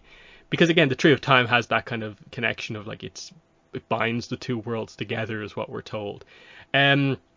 I'm not quite sure about that. It would certainly help to explain why it's considered like the most powerful like spirit vines in the world, which is part of the plot of Korra Book 4, that the vines in the swamp are more powerful than the ones in Republic City. And then the giant banyan tree connected to the Tree of Time is an interesting idea for sure, given that like you can achieve enlightenment under it, and there's sort of similar things about the Tree of Time said about it. It's an interesting idea because there's no other tree like it in the Avatar world except the one in the physical, in the spirit world, the Tree of Time, which we'll discuss later. But what are your thoughts on that? Have you ever heard that kind of theory, kind of connecting the two magical trees in the world together? No, I don't think I have, but I mean, I definitely can see the reasoning behind it, and it does lend itself to a certain type of symmetry that they would sort of be on opposite ends of each other. I don't know. I would expect. I don't know. That seems like it's something that could be reasonable, but I don't know if I read as much into that, considering sort of what we see of them right now, and sort of I don't know how one can sometimes sort of react to you and the other one sort of doesn't seem to react to you. So I don't know. I think that's a nice idea, but I'm not sure. I don't know. Maybe if there was some way to sort of more spiritually sort of represent their connection with each other, then that might seem more sort of an idea that I would play more into than what we currently see here. Because I mean, yeah, they both have some sort of spiritual nature on their own, but are they really sort of the same sort of thing? And one is connecting sort of the worlds, and the other one is sort of more localized in this sort of area of effect, at least as far as we know, even though the whole idea is the point that, everything in the world is connected, right? So that's the bigger sort of scope of things. But as far as we can visually see, is sort of, more area of effect compared to sort of the tree of time, which is literally sort of like connecting Yeah. everything and time and space together. So I don't know. I definitely can't rule it out per Yeah, se. like it is a visually really cool connection because like people online have edited the two trees together where like it's literally one tree with the kind of separation between the pictures being like the world separation type thing. But it really does come down to like the tree of time as far as we're aware is like the most powerful thing object in the Avatar world, like full stop. Like nothing comes close at all. Then you get into okay, the banyan tree.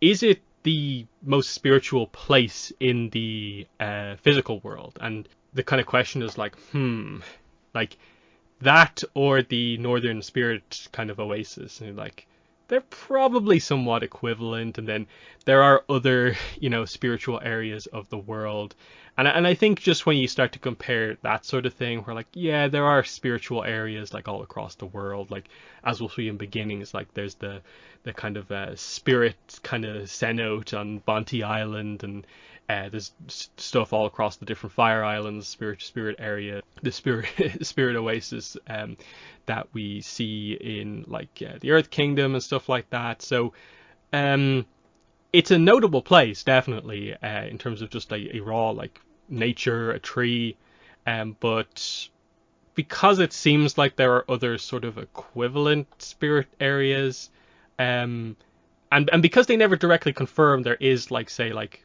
a specific giant spirit or anything like that living in or associated with the swamp, or at least haven't revealed it yet.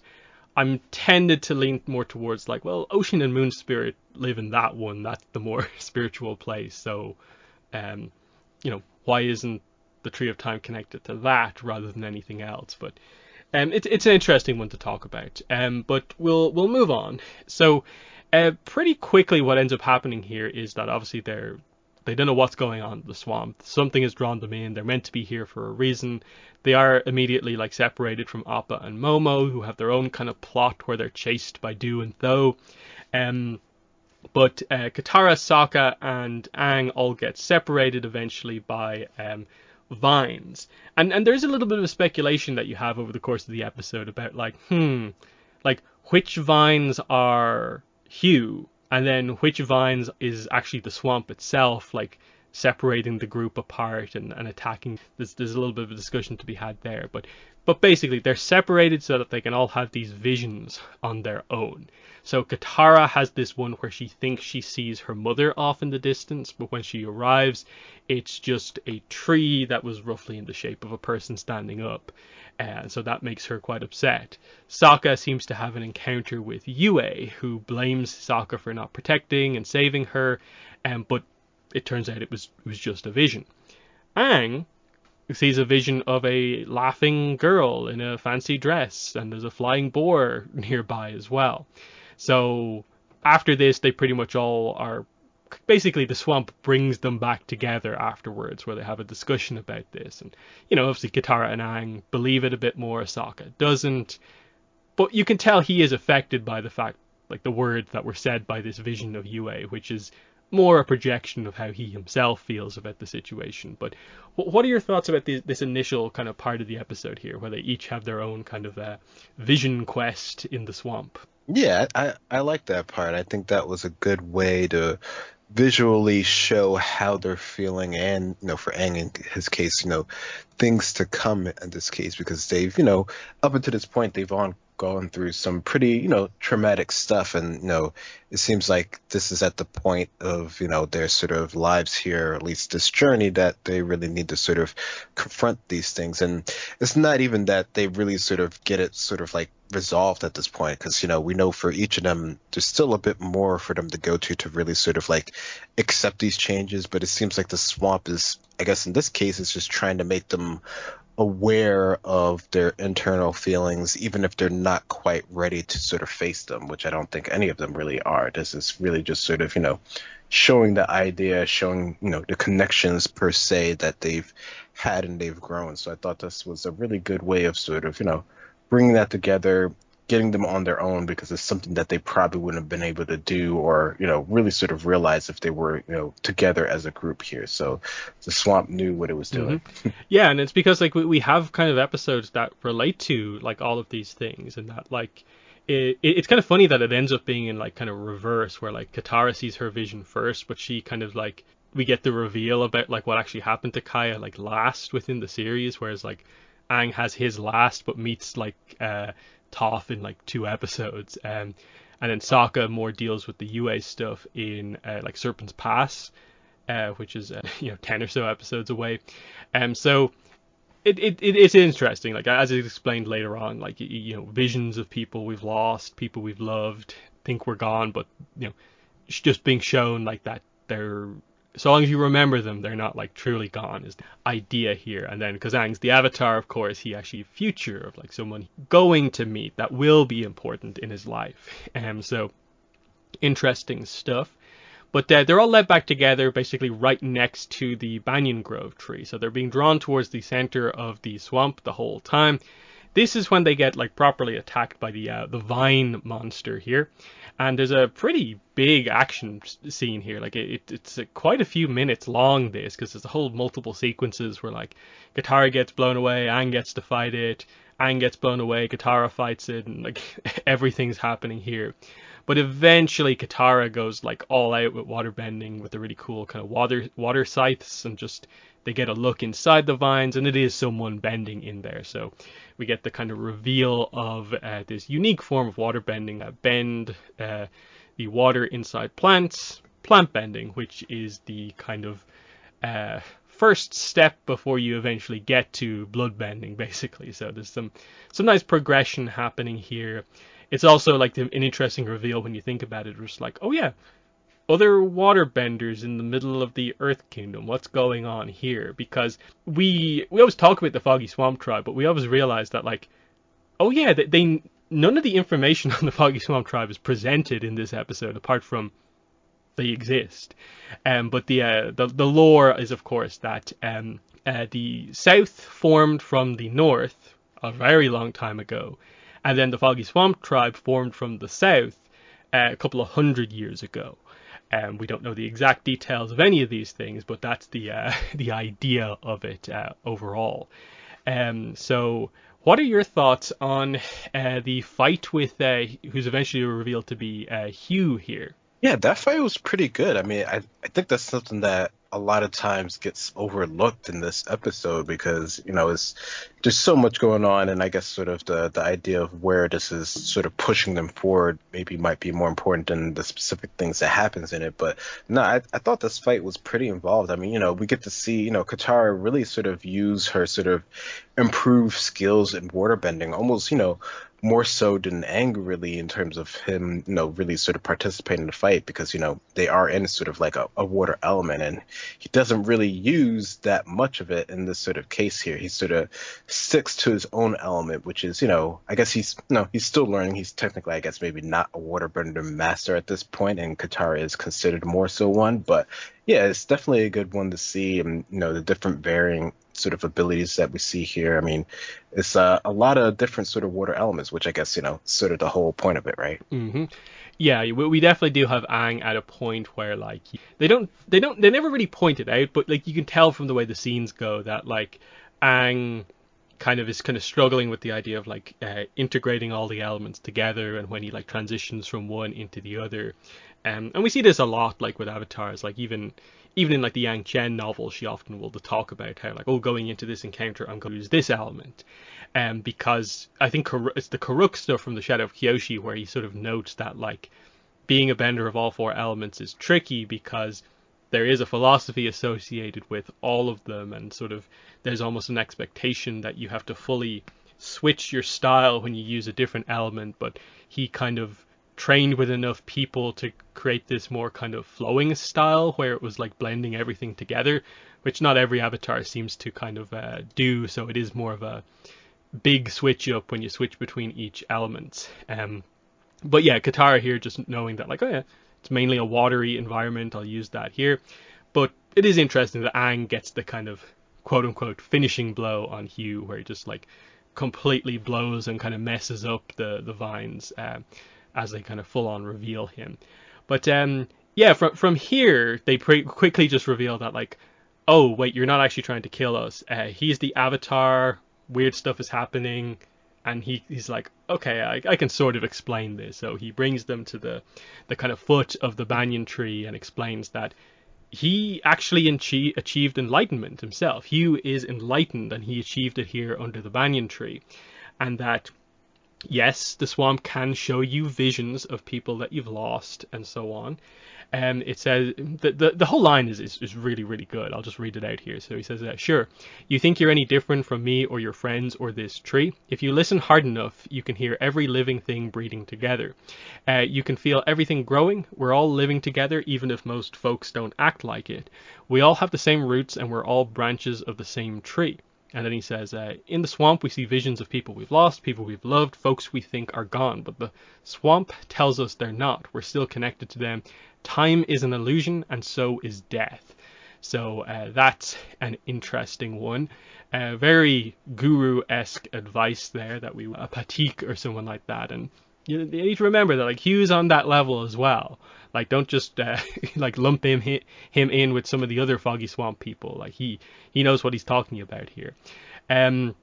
And pretty much after that is kind of where we kind of end. Aang does the spiritual connection that Korra will later do, of course, a similar thing, using the vines to sense where things are.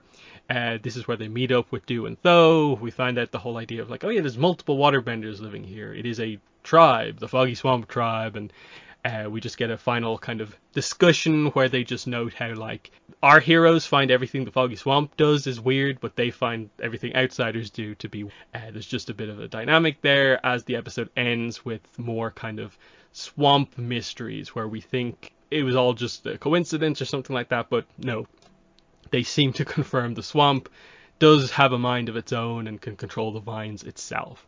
So what are your thoughts on the ending kind of sequence of this episode? Yeah, I mean, the idea that, they really sort of get to understand, I guess, to some degree, the people of the Foggy Swamp trial, and sort of understand sort of the wider, I guess, sort of implications of where they're at, the Banyan Grove, and sort of the whole swamp overall. I think it's a nice sort of, I guess, sort of capstone to the episode, and sort of bringing things together and showing that, things are sort of, maybe a bit more sort of, wider and expanded than they themselves even thought. And they've already been sort of like exploring the world and meeting all these different people. So their eyes have been opened even just a little bit more, even if, Sokka's still a little bit sort of skeptic, as he always is, about sort of certain things. It definitely seems like Aang has this new sort of, I guess you could say, sort of awareness of things, which is definitely going to help them in future episodes, as we see coming along the line here. So yeah, I think it's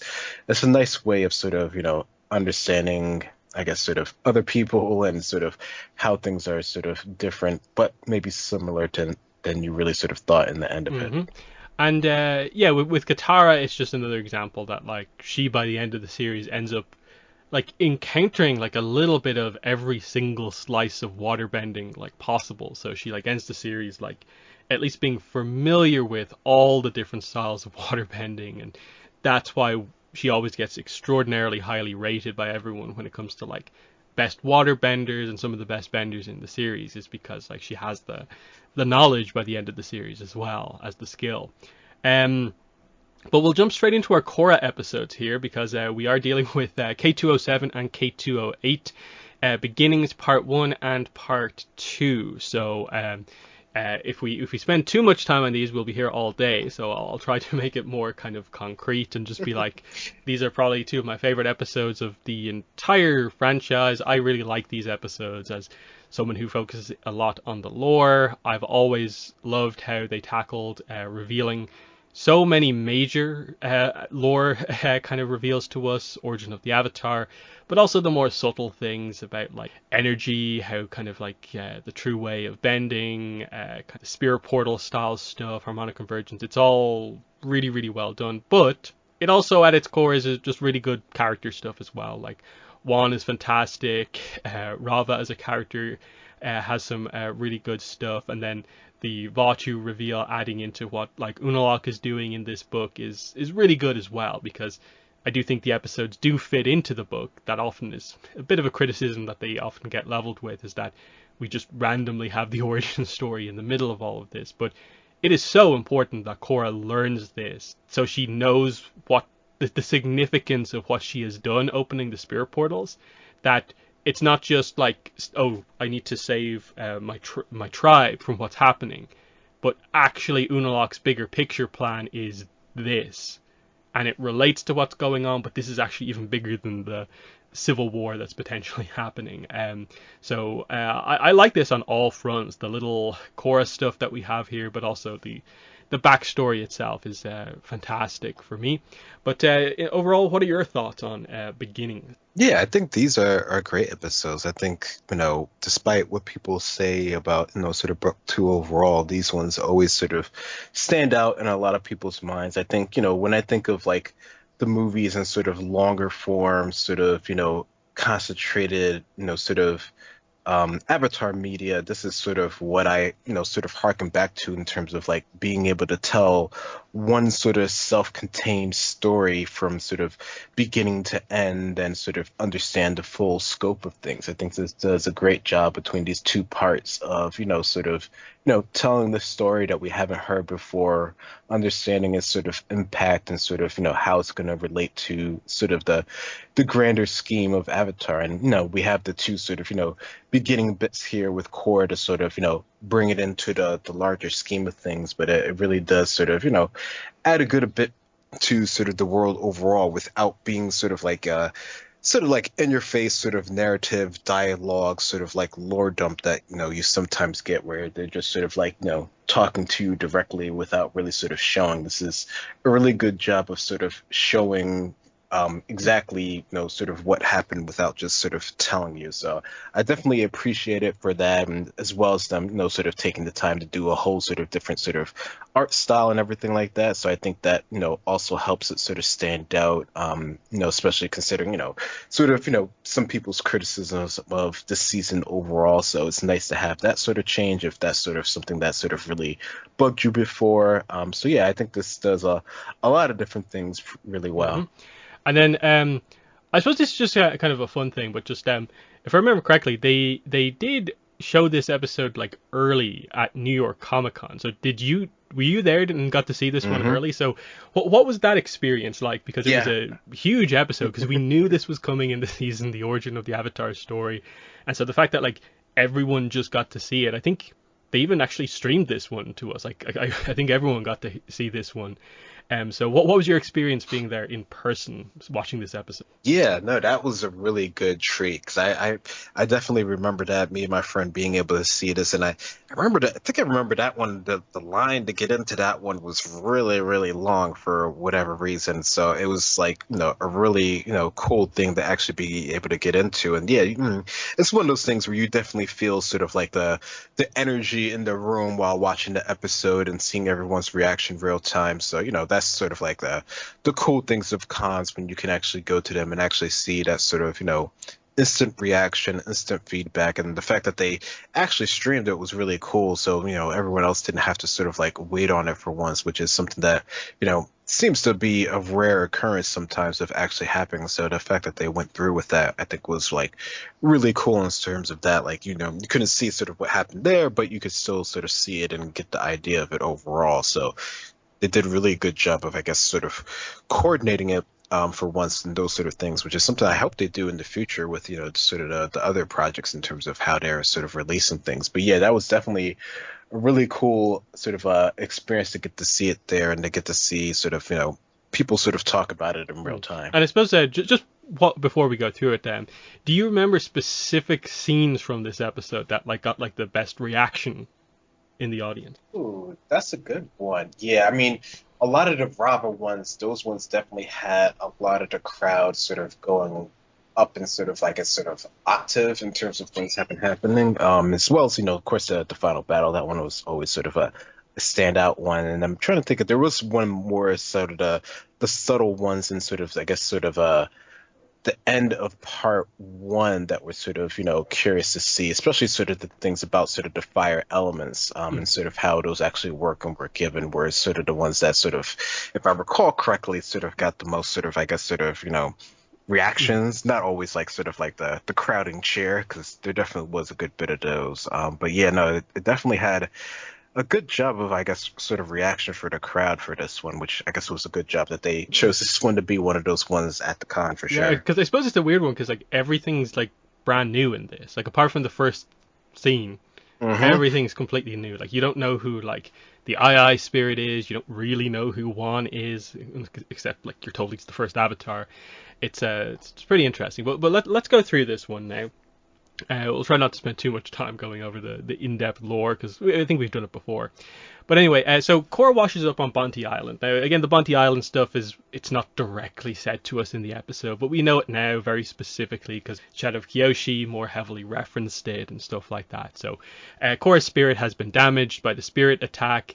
So she is, after being an attempt for the shaman to heal her, she's lowered into the spirit water on Bonte Island, and this sort of brings her to have this kind of connection to the Avatar spirit, where we learn that the damage that she's kind of taken is the reverse of what Aang suffered in between like book 2 and 3, where he damaged like the start of it, whereas Korra has more damage the very beginning of the cycle. So she has to go all the way back to the start. She has to learn and connect with the first Avatar and the Avatar spirit itself to restore her connection and kind of heal what has happened to her. So we get a very cool section where like a kind of amnesia kind of Korra here talks to the version of herself that does remember, and it's like, what's the Avatar? And so like Aang is like, you're the Avatar. Roku pops in and says something, then Kyoshi, and then very interestingly, it is Karuk, who's like the water Avatar before Korra, who is the one to tell her to find Rava. And I like that now, especially in reflection, that like Karuk of all the avatars makes a lot of sense to know about Rava because one of his best friends was a Banti sage, who are the ones who have this like ancient history. Whereas the implication is that most avatars don't necessarily know that the full details about Rava, like the exact details of the spirit, and like talk to her all the time. But Karuk, it makes sense how he would actually know. So yeah, we are eventually introduced to Juan, who says he's the first Avatar, and we're gonna get that story. So what are your thoughts on this opening scene here with Korra? Yeah, I thought this was really good. I mean, the fact that they're able to sort of, visually show this going back, have each of them sort of speak to her directly, and really sort of, I guess, sort of drive home the point here that, her connection is really sort of, tainted right now. Even just from sort of the visual sort of color standpoint of things, you can tell that there's something sort of off about it. And, she's really having to sort of, digging deep in order to understand this. And yeah, the whole idea of, sort of, Corrupt being able to sort of tell her to sort of go back to the farthest point, I think it is a nice touch. And it is, it's something of note that, at the time we wouldn't have quite sort of got sort of the significance of that. And, maybe some of that is sort of a retcon sort of intersecting in that or whatever. But, in the grander scheme of things, it kind of works out in the end in terms of how they're sort of trying to push the stories of the past avatars from what we know of Hmm. them. Yeah, because referencing that as well, like I think this is one of the things that perhaps the live action is perhaps going to do when we get to like the book 1 finale, where it makes more sense for Karuk to Mm. tell Aang where Ko is, like who Ko is, rather than Roku. Um, so it'll be interesting to see how they kind of balance that. Like, will it be that he meets Roku and then it like transitions and becomes Karuk who reveals that information or whatever? But Anyway, so we go into the past. We go 10,000 years into the past here. So really kind of crazy thing here. A lot of people do question, like, is it exactly 10,000 years, or is this a Wan Shi Tong 10,000 years style thing where, like, Wan Shi Tong only knows 10,000 things? No, I think this is actually what they mean by it, because the whole point of harmonic convergence is that it happens every 10,000 years. It is a thing that happens multiple times. But anyway, we get some crazy reveals like immediately, which is that people live on the backs of line turtles. So we get introduced to this fire line turtle here. Juan lives on it, but the city itself is mostly run by this powerful Chu family who seem to control like all of the food. They seem to be who have like weapons and stuff like that. Otherwise, most normal people, average people, are struggling. So this is why we find Juan in a position where he's stealing food, but we find out that it's not just that he's this like thief. He does give away most of what he manages to get to his friends and even to animals as well. So it highlights that he does care about nature straight away. He kind of cares about other people more than himself necessarily, but also shows the bit of the kind of rebellious side that he wants to change things and is willing to, do more risky things to go against what he sees as being wrong. So you kind of see the evolution of Juan from being someone who clearly has the potential to be the Avatar into more of someone who like, this guy is the Avatar. So what are your first impressions of Juan as a character here? The idea that he is this food thief initially. Yeah. I mean, I think, they pretty quickly established that he's doing it sort of for the right sort of reasons, that he's, upset with the status quo. Like I think, it would be kind of, easy if they really wanted to make him seem more like sort of a bad guy, but they clearly had the idea that he has sort of a larger idea of, just sort of being upset, thinking that things should be different, thinking things should be better. And, they sort of push it that way. Even when he does eventually get into, trouble, you can see that, they do a pretty good, clear distinction of, okay, this is a current, sort of established rules, and not everyone fits into the mold, and not everyone's sort of living their best life in the city that's on the back of the lion turtle, as one might sort of, idealize, hoping it to be. And, you can see how this might sort of lead into sort of the history that, later develops from these different sort of tribes into what we know as being sort of the four nations, especially when you see one interact with some of the other ones. So yeah, there's definitely a point that they're trying to make here with the character, but, he definitely seems like a cool sort of, angry sort of type character who has, a heart that might be in the right place, but needs, a bit more sort of direction than he currently has. So yeah, we do meet two of his friends here who he basically lives with. So we meet Jaya as well as Yao. And I think Yao is a super interesting kind of thing to reveal to us early on, because it shows us like why we live on the backs of line turtles, which is that if you go outside, you will be attacked by spirits. And if you're attacked by spirits, you'll basically have something similar happen to you like what happened to Yao, where he's like half tree. So this is this whole unique dynamic of like the spirit possession thing, which is actually super important because it relates to like the Avatar ultimately, which I really, really like, that they kind of slowly build up all these different dynamics in terms of like, what is the recipe for making an Avatar? And you have to make it very difficult. And so all these different elements kind of come together here, including the elements. So yeah, we see that one wants to change things, but the risk of being banished from the city is very high, as they kind of course, focus on Yao here.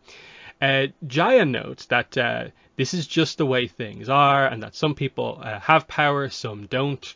You can't really change it. But this gives Juan an idea. What if Juan did have power? And so Juan decides he's going to join the hunt, where they actually go into the spirit wilds, but they will get the power of fire from the lion turtle first. Now, the only way to get that is by officially joining the hunt. So this is where we get straight away brought before the lion turtle that they actually live on. So they go up onto the cliff nearby the lion turtle, and he actually goes right up to them. And so we get the energy bending scene effectively here, where the lion turtle uses energy bending, gives Juan fire, so turns him from complete non-bender into a firebender here, and the same for the other hunter. This is how they're able to protect themselves. So we get this very interesting kind of sense here of like the lion turtle like is okay with this. He's aware that the spirits are dangerous to humans. They need some ability to protect themselves so that all humans don't just get transformed into weird kind of half human, half spirit morphed characters. But it also like it begins to kind of characterize the lion turtles a little bit more, that they don't have all of the answers, but they seem to have some very big, broad kind of questions, and they're fulfilling some sort of a duty or destiny that they feel is super important, which is ultimately to protect humanity as a species, because I guess they're important to the future of the world, over the spirits, and they need to give them the power to protect themselves. But they don't seem to care too much about the exact specific ways that the humans kind of like run the leadership of the towns on their backs. So there's this very much like, you know, kind of like almost like God-esque kind of characterization of the lion turtles here, where like they're ultimately the one they all answer to, but they're very like lax in certain ways. It's an interesting characterization of them. But what are your thoughts here? Some hugely like crazy visuals, especially like imagine seeing this for the first time.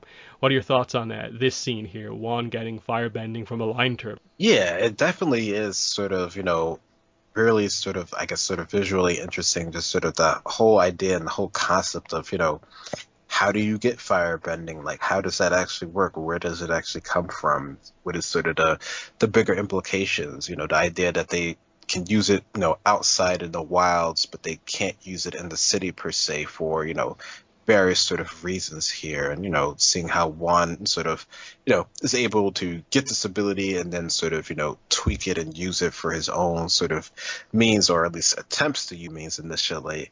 It's definitely, it's a cool sort of concept here, and it's something that, I don't think many people would have thought that was sort of how it worked overall. I mean, we know of the lion turtles, we know that, they have an importance in the world and stuff like that, but we've never seen really how, their approach to things and how they're sort of like hands off in terms of, the sort of direct sort of intervention of things sometimes.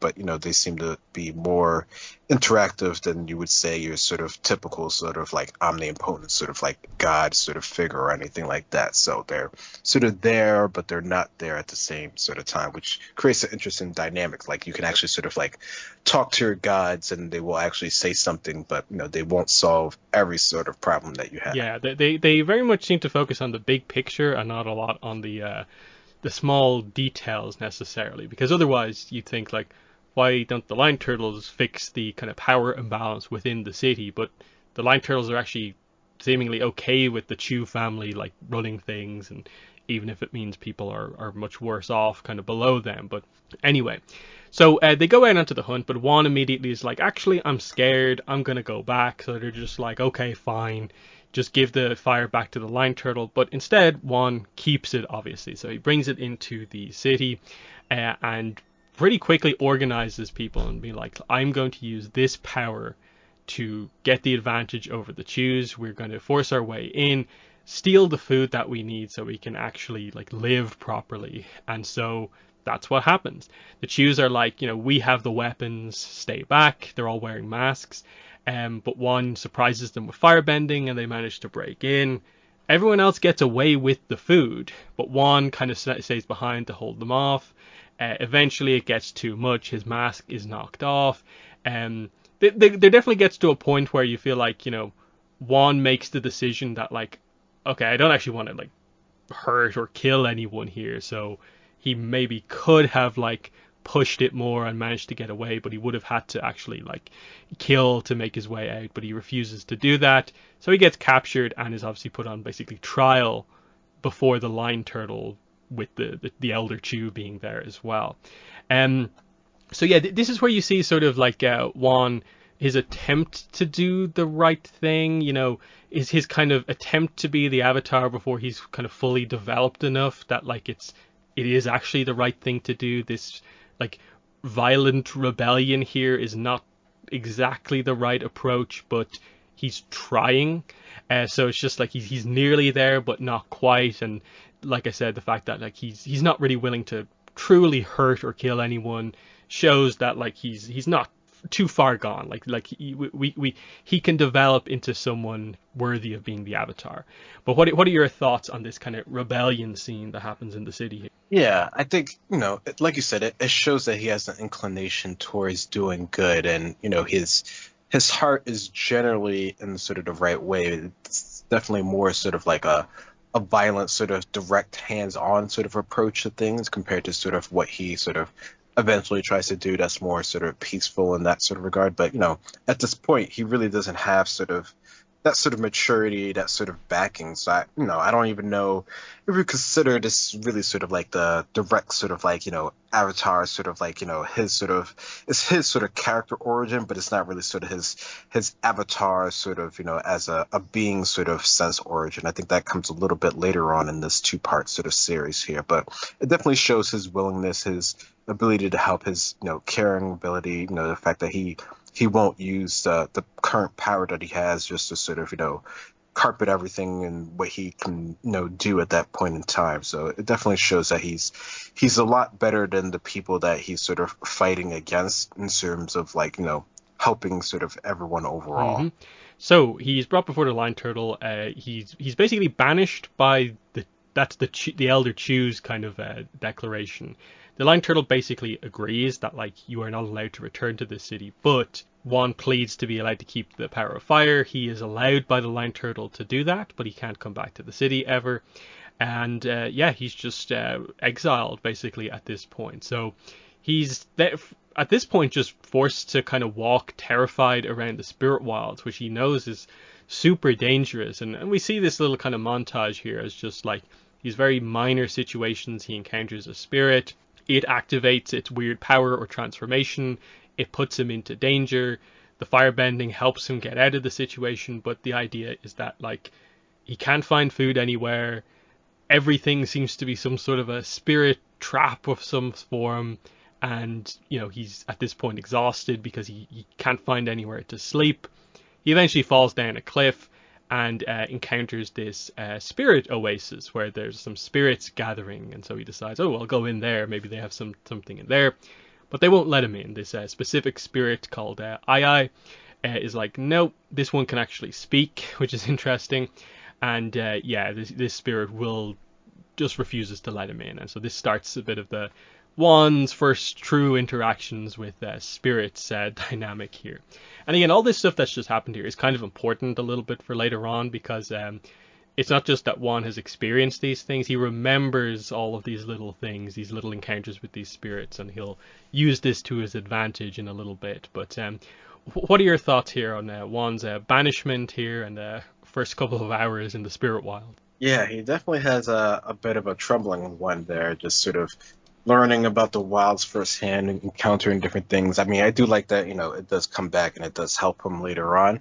But yeah, it definitely, you can get the idea from this why the wilds is such a thing, why, the humans aren't necessarily there, overall, which is what you, consider they would be. But, we're still trying to learn sort of the situation of, the world at this point in time here. So I think, it does a really good job of showing that, and sort of, I guess, seeing Wan's reaction to things, I think is really sort of telling. Like, he's really sort of like at his wit's end right before he gets to the oasis.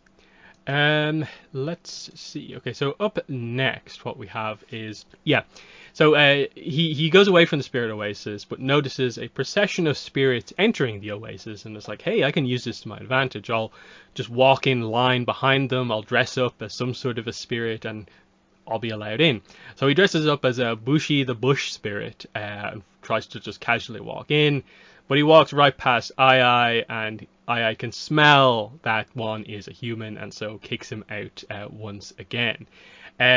He kind of argues with them here and gets some information, and they're like, hey, I've been abandoned by where I live. There's nowhere I can go.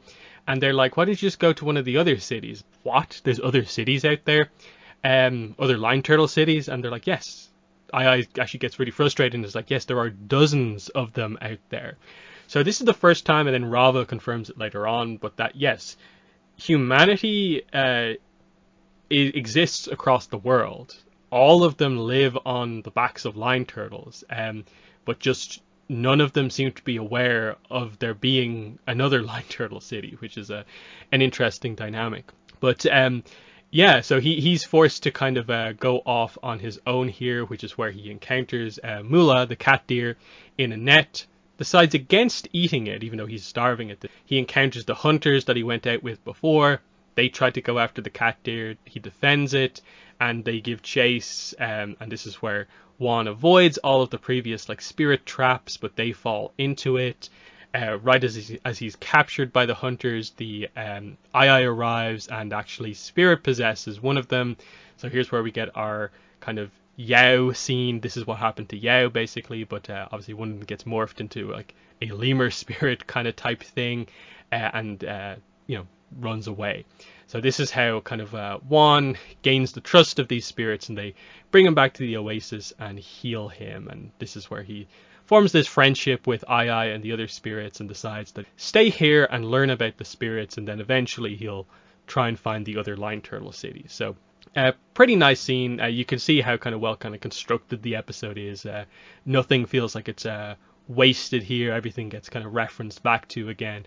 But what are your thoughts on this? Yeah, I like this. I like that, like we mentioned earlier, hinted that, he's able to sort of use his knowledge and able to sort of, use it towards, the benefit of sort of helping, this creature that he just sort of encountered, that he, didn't sort of, do anything that, you sort of would typically think and that he probably really wanted to. But, he was able to sort of use his advantage. He was able to sort of get one over on, these people that, he used to sort of interact with, but he can see that, from his perspective or what he's thinking, that they don't really sort of have the right sort of idea in mind here. So he's able to use that. And, it's nice to see that it's able to sort of help him sort of win a friendship that he thought he didn't have before, and that sort of leads him on his whole path that we eventually see sort of displayed here. It's also around this time where we get directly told by Ai the idea of how the spirit possession works. That they can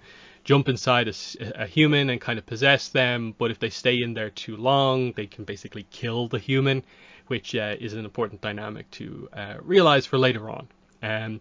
So yeah, we get this shot where the hunters go back to the Lion Turtle City. This is where they inform like Jaya and everyone else that like, oh, Juan is out there like surviving in the wilds. He seems to have found a way to live with the spirits, and he becomes this kind of legendary figure to Jaya and everyone else, and inspires them. But we get a bit of a montage here. Juan learns like true firebending from a white dragon. And it's revealed here that he's now vastly stronger than any other human who can use fire. He's just so much more skilled, knowing the correct way that he can actually bend the fire rather than just throwing it. This inspires his friends to leave the Chews and the city. They also take fire from the lion turtle and leave. And the idea is effectively, to a certain degree, that this is sort of the formation, the start of the Fire Nation. It gets a little bit weird later on because apparently this whole group is wiped out, but it might just be like a certain fraction of them. Their settlements still seem to be there. So, it's something along those lines that is meant to be symbolically like the moment of them leaving the lion turtle behind with fire is like, yeah, this is the kind of birth of a nation, the style scene here, inspired by Juan. But yeah, what are your thoughts on this interesting montage here? Obviously, it's built here to be like, hey, we haven't forgotten about the whole bending animal situation. This is the dynamic. This is where the martial art comes from, not the actual core power, despite what a lot of people still maintain. But this is the correct way. But what are your thoughts on all of it? Yeah, no, I think it does a good job of sort of, I guess sort of fast tracking this sort of, ability growth that he's had, right? Because, like, obviously it's not something that happened like overnight or something like that. Like, there's a number of years of him, interacting with spirits, sort of learning from them, learning from the dragons directly, and being able to use it in actual sort of, real combat. And, in his case, being able to protect the spirit oasis from these from the people from his former Lion Turtle city that he used to be a part of here. So it's a nice way of showing that, and to show that this is sort of the creation of sort of, or at least the initial sort of idea of this being sort of the Fire Nation, or people who are able to use the fire bending sort of out in the wilds. I think it's a nice sort of way of being able to understand that this is where that sort of comes from, even if we see that, things didn't quite work out, entirely for them as you might sort of hope. Yeah, again,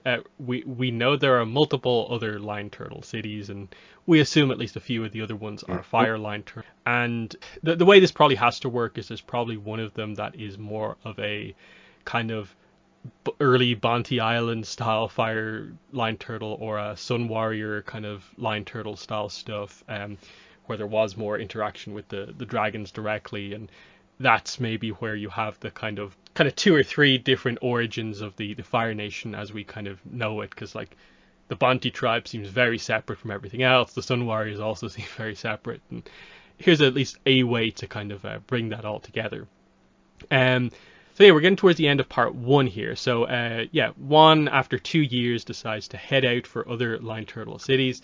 So he and Mula, so it's kind of the reveal of like Mula is the first like avatar kind of animal kind of companion here, spirit guide, whatever way you want to call it. So they head out together. They eventually come across this kind of area. There's a bunch of spirits and animals fleeing from a giant battle that's happening. It's the two all-powerful spirits rolling around the place, destroying mountains and the landscape. It is Rava and Vatu revealed to us. So they are locked together, tumbling around the place. Vatu appeals to Wan to save him. Rava is just like, stay out of this, human. She's just focused on keeping Vatu in check.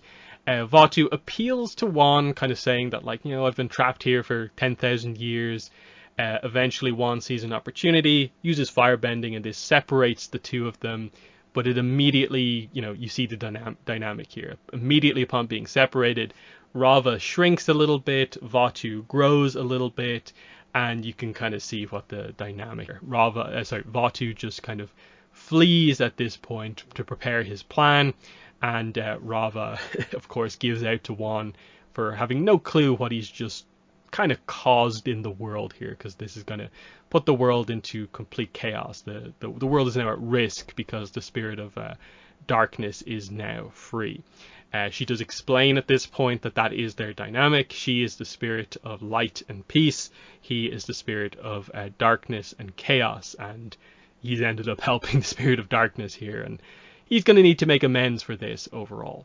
So very interesting way to end the episode with like, find Rava. Well, here's Rava. So the introduction of Avatar and Avatar Spirit, it starts on rather bad terms here, where you see that Rava doesn't like humans at all. Like, Vatu at least is like, humans, I can manipulate them, but Rava's just like, no, I want no part of this, which is a very interesting characterization for like the spirit of peace, ultimately, that she's actually quite like, she acts like a typical spirit, like being above humans is probably the main way to say this. But what are your thoughts here? Some major reveals here. Our all-powerful spirits are introduced. Yeah, definitely. It's definitely a pretty big moment here, and yeah, it definitely feels like most of what we consider sort of like light spirits of the world in general don't have such a high opinion of humans, which I don't know, considering that they've sort of have taken over sort of the human world at this point, right? Like, so they've pretty much pushed humans to the position that they're at least as far as we can tell, from viewers' standpoint, that it seems like they're not quite aware of their sort of contribution to sort of the human sort of, I guess, sort of idea or mindset that they currently have, that they pretty much don't have any sort of faith or belief or sort of any sort of positive ideas on sort of spirits, and that goes sort of both ways. So it's unfortunate that this is sort of sort of the interaction that they currently have here, and it's maybe not so surprising that Juan was able to be easily manipulated by Batu, who, sort of instantly sort of appealed to sort of, what was actually sort of like a good idea of, sort of, I'm being attacked, please help me out. Maybe if Ratu would have, said something different, maybe this could have been sort of avoided to some degree, but, who knows, maybe not, right? But yeah, it definitely sort of shows that, Juan definitely, understands pretty quickly sort of the mistake that he made here and, does want to eventually sort of probably figure out a way to make amends. So yeah, that brings us into Beginnings Part 2. So yeah, Rava once again starts off being like, she doesn't refer to him by name, she's just like human the whole time, so you get a sense for how she truly feels here. Juan does kind of, argue, I think, quite well with Rava here, where like, she's just like, humans should have no part of this, but he's kind of like, actually, your fight was like damaging the world where like everyone lives, like humans and spirits. Like I'm a part of that world too, so of course I was going to like step in and do something here, which is a very valid point of like, just because you're an all-powerful spirit, it doesn't give you the right to just battle destroying everything, because like we literally saw like mountains collapsing in the background earlier on.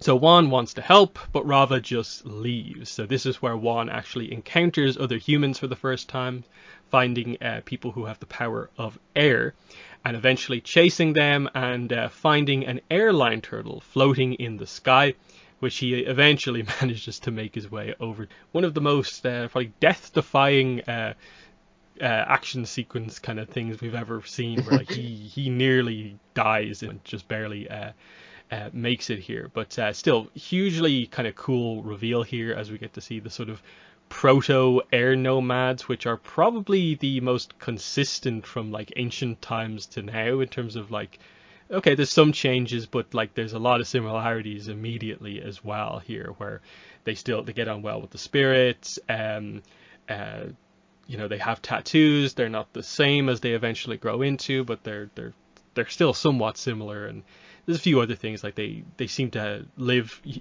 men and women live together. There seems to be more kind of family units, but they're still, you can tell it's very kind of monk-like compared to other places. So very interesting dynamic here. Not to mention probably one of the most talked about things in terms of like just abilities of like early airbenders seem to have this hugely powerful kind of cloud ability, kind of like Goku with the Nimbus kind of thing, just flying on a cloud, which would be a very useful power for a lot of like modern avatars, but it doesn't seem to be a ability most airbenders kind of work towards. So like, is this just a lost ability, or what is the question there? It's an interesting one.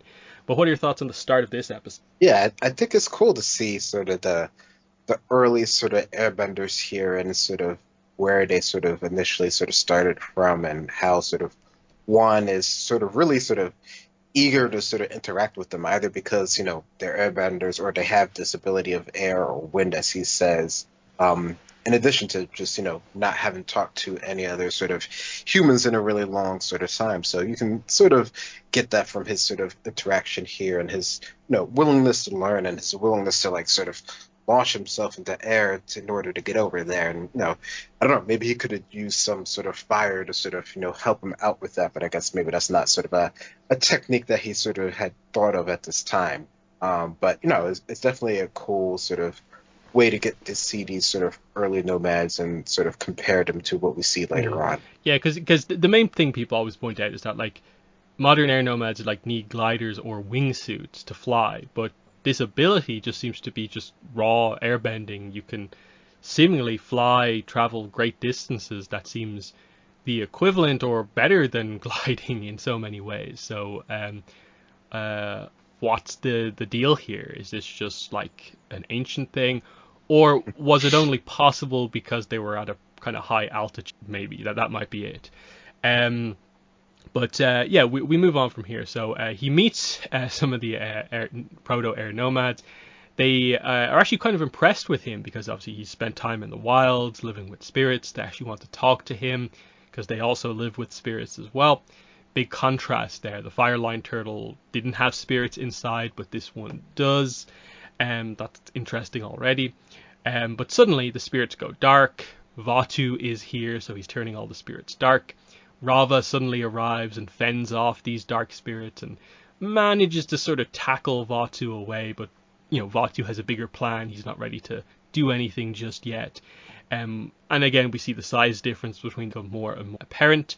And Vatu just leaves, kind of saying that he plans to destroy Rava for good at harmonic convergence. That's what happens there. There's an aftermath where everyone's just like, why are you two kind of separated, all-powerful spirits? And Rava gets her first kind of jokey line, where she's just like, ask him. And Juan has to, of course, make up for this. And so this is where they go to the airline turtle to ask this one for help. So Juan is like, give me the power of air and we can help bring balance to the world. So this is where we get the reveal here. No human has ever held the power of two elements. As far as they're all aware, this is not possible. Like this would damage Juan if he was to just be given it right now.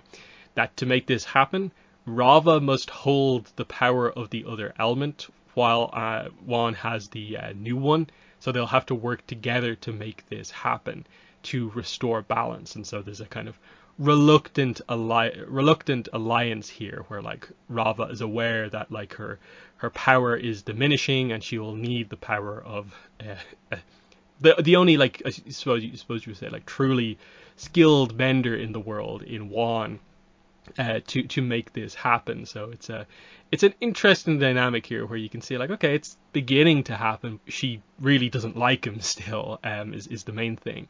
But what are your thoughts on this encounter with Vatu here on the airline turtle? Yeah, it's sort of a grudging sort of alliance that they currently have right here, because Rava is aware that she doesn't really have that power to sort of confront Vatu on its own right now, right? She apparently has that sort of ability, or has that sort of idea in her head that this isn't something that she can sort of do on her own.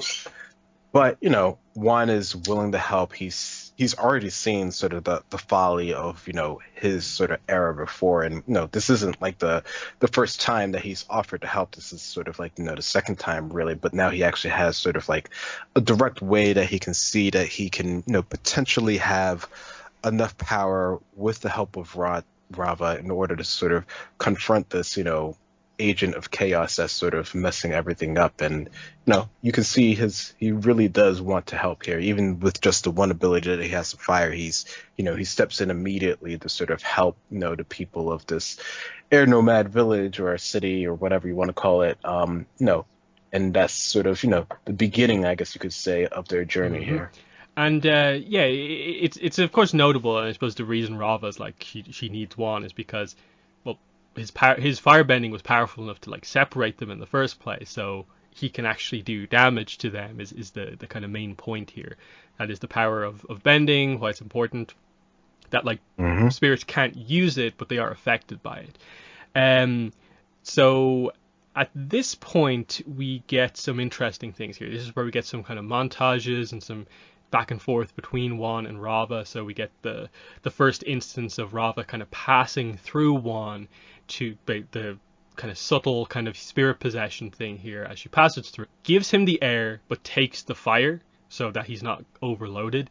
And this is a pretty energetic thing. You can see a lot of energy goes through Juan, and he notices immediately that I feel more powerful, but also that a different element feels different than fire, which is what he's used to. And this is where we get the two main kind of explanations here about what is harmonic convergence, and then Rava explaining what she knows of basically the state of the world. This is where we get the whole idea of yes, spirits basically are all over the world. Humans have been forced to live on the backs of line turtles. They've lost touch with each other. And we get the kind of back and forth about Juan being oh yeah, most humans don't know other ones exist. And she just points out that in my experience, humans wouldn't care even if they did, basically, which is, it's very unfair given, as you said before, the situation that there actually is that, humans would die if not for the intervention of the line turtles, which makes it super interesting that this is something that they are willing to do, let humans live on the backs of them. And it speaks to the idea of like, when did this specifically all happen? Because Vatu basically reveals later on that like I was the one who first basically ripped the barrier between worlds apart and allowed spirit into the physical. So he's the reason that, there are so many spirits, why we basically have a spirit wild scenario. So the idea seems to be that in response to that, the line turtles decided that we need to protect humanity because it's basically important for what we have to assume is the balance of the world. They seem to have some sense of knowing what the destiny or fate of the world is. They stepped in, and it speaks to, of course, like what is the relationship between spirits and the line turtles, because Rava calls the line turtle Great One, I think, or something along those lines. Ancient One, that's what she says. So that speaks to the idea that line turtles are basically the same age or potentially like older than most spirits, which is kind of a fascinating dynamic. I spoke about line turtles as if he's kind of like annoyed by them because they don't seem to want to interact with them. But at the same time, you have stuff like, for instance, like Vatu didn't seem to have any issue just like hovering straight onto the back of a line turtle. So what is the dynamic there that kind of keeps spirits away from line turtles? Like, what powers do they necessarily have? Is it just the typical telepathic stuff and stuff like that? It's very interesting. Like, you almost need like an origin story to this origin story to know what exactly their dynamic is in all of this. But what are your thoughts on that, given that like this important kind of reveals kind of happen here, the line turtles and their kind of like greater sense of knowing what the fate of the world is? Yeah, yeah. It almost feels like there's sort of like a hybrid spirit animal slash sort of like normal sort of, just wise sort of creature type of, being almost, because they have, such knowledge and, seemingly have this ability, right, to sort of, give the humans this respective element that they actually hold, right? But they also have this sort of idea of like non-interference with like sort of, some of the sort of worldly events that are going on. So it's definitely is sort of like a interesting dynamic, and I could see the idea of, why there would be needed to have sort of like a sort of an origin story for them themselves. But I like the idea that they have a role in this world, that they have this sort of set idea of how things might sort of, I guess could say, sort of like operate, and they can see that at this point in time there's a need for something more than what they've currently have done. It almost seems like they've known that this was going to happen eventually at this point where they would, eventually might not be needed, and something greater than themselves in order to protect, sort of the humans at large was going to have to happen in the world, which, might not be, too surprising that that's something that they actually knew. Yeah, because I suppose the big thing in all of this is actually like, wait, if there's this big battle coming up, like, why can't Rava just gather all the line turtles like to face off against Vatu? Like, would that not be the solution if they are powerful enough to fend off all spirits and stuff like that? But again, this is where we're like, we don't know if the line turtles are like powerful in that way where they can actually like fight as such, or if there's just some sort of thing where they'll help but they won't fight because of whatever type of species they actually are. That's what I think is probably the most unique thing about them, is that they help, they assist, they'll make others like super important to help them fulfill a certain role or duty, but they themselves don't seem to do more than just kind of protect other people. So it's interesting, and we'll get to it, of course, later on, when the whole idea of like their era comes to an end once the Avatar like establishes itself. And then after that, it seems like they only come back into the world at like hugely important moments that will like decide the fate of the world type thing. but not all of them, which is interesting. Because, like, of course, they don't seem to intervene necessarily in this book's conflict, which is actually like the biggest one of all. So what's that? But it does seem like there's some sort of a weird thing where, like, they can't participate in harmonic convergence, but like it's okay for a human to do that. So that kind of feels like an interesting thing where, like, there's almost some cosmic law that says line turtles can't side with anyone during harmonic convergence. But yeah, the other important stuff here is that, yeah, light and dark can never be fully defeated. They will always return even if they are quote unquote defeated. But in the meantime, while one of them like has been defeated at harmonic convergence, it does leave most of the next like era, the next kind of 10,000 years for Rava or Vatu to kind of do what they want in that era. And the obvious idea is that if Vatu ever has an era of darkness, it will destroy the world because he'll have so much control. He can do whatever he wants, and that's the whole idea here. So again, they reference this in the finale. It's an important detail here in terms Rava can never be truly destroyed in full because you can't ever get rid of all light. It is the important thing there. This is then where we get the montage of going to the water line turtle and then an earth line turtle for one to get the last two elements, of course. And he notes here he's beginning to change. He's becoming more and more powerful. And of course, we're noting here that he means this in a way different than just, oh, I'm individually learning each element. No, he is at like a core level becoming more and more powerful. And that's because every time Rava passes through him, he, I guess, is able to just contain more and more energy in his body, which is why what allows him to do the sort of proto-avatar state we're going to see just a few minutes. So very interesting stuff. I would have loved to have seen like a maybe extended version of these episodes where there was maybe a situation that happened at the water line turtle and we learned more about what was going on there, and the same at the earth line turtle, because you can see that there again are cities on the back of both, but we don't interact with the kind of early water people or the early earth people.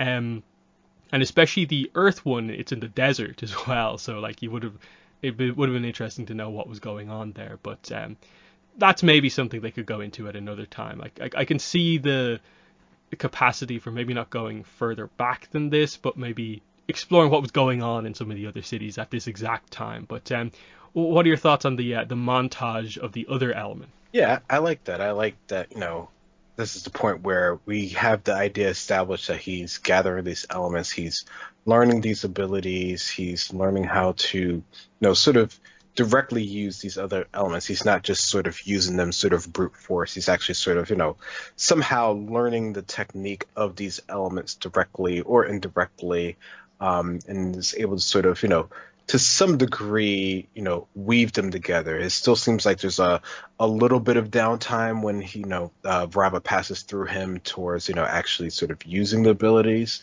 But it's definitely becoming a lot more fluid. Like you said, we can see that, his sort of, I guess, general sort of bending ability is sort of being raised up, above what sort of a typical person who's gifted with sort of the element of whatever lion turtle they're on. So yeah, I think it's a good way to sort of fast track sort of, that sort of ability increase in him. And yeah, I definitely could see the idea where there would be sort of a nice idea if they like sort of had them sort of even just sort of, how he sort of finds each of the sort of other lion turtles would be an interesting sort of bit to note, just because it doesn't seem like, there's any real, we know there's no real sort of connection between them, right? So it's like, how did he find these specific ones in their locations and maybe not one of the other ones? Maybe there are, ones that we sort of, wouldn't have been aware of, wouldn't thought there would have been a location. Like, we know that the Foggy Swamp Tribe wasn't there before, but like maybe there was one in sort of a similar location or something like that. But yeah, it's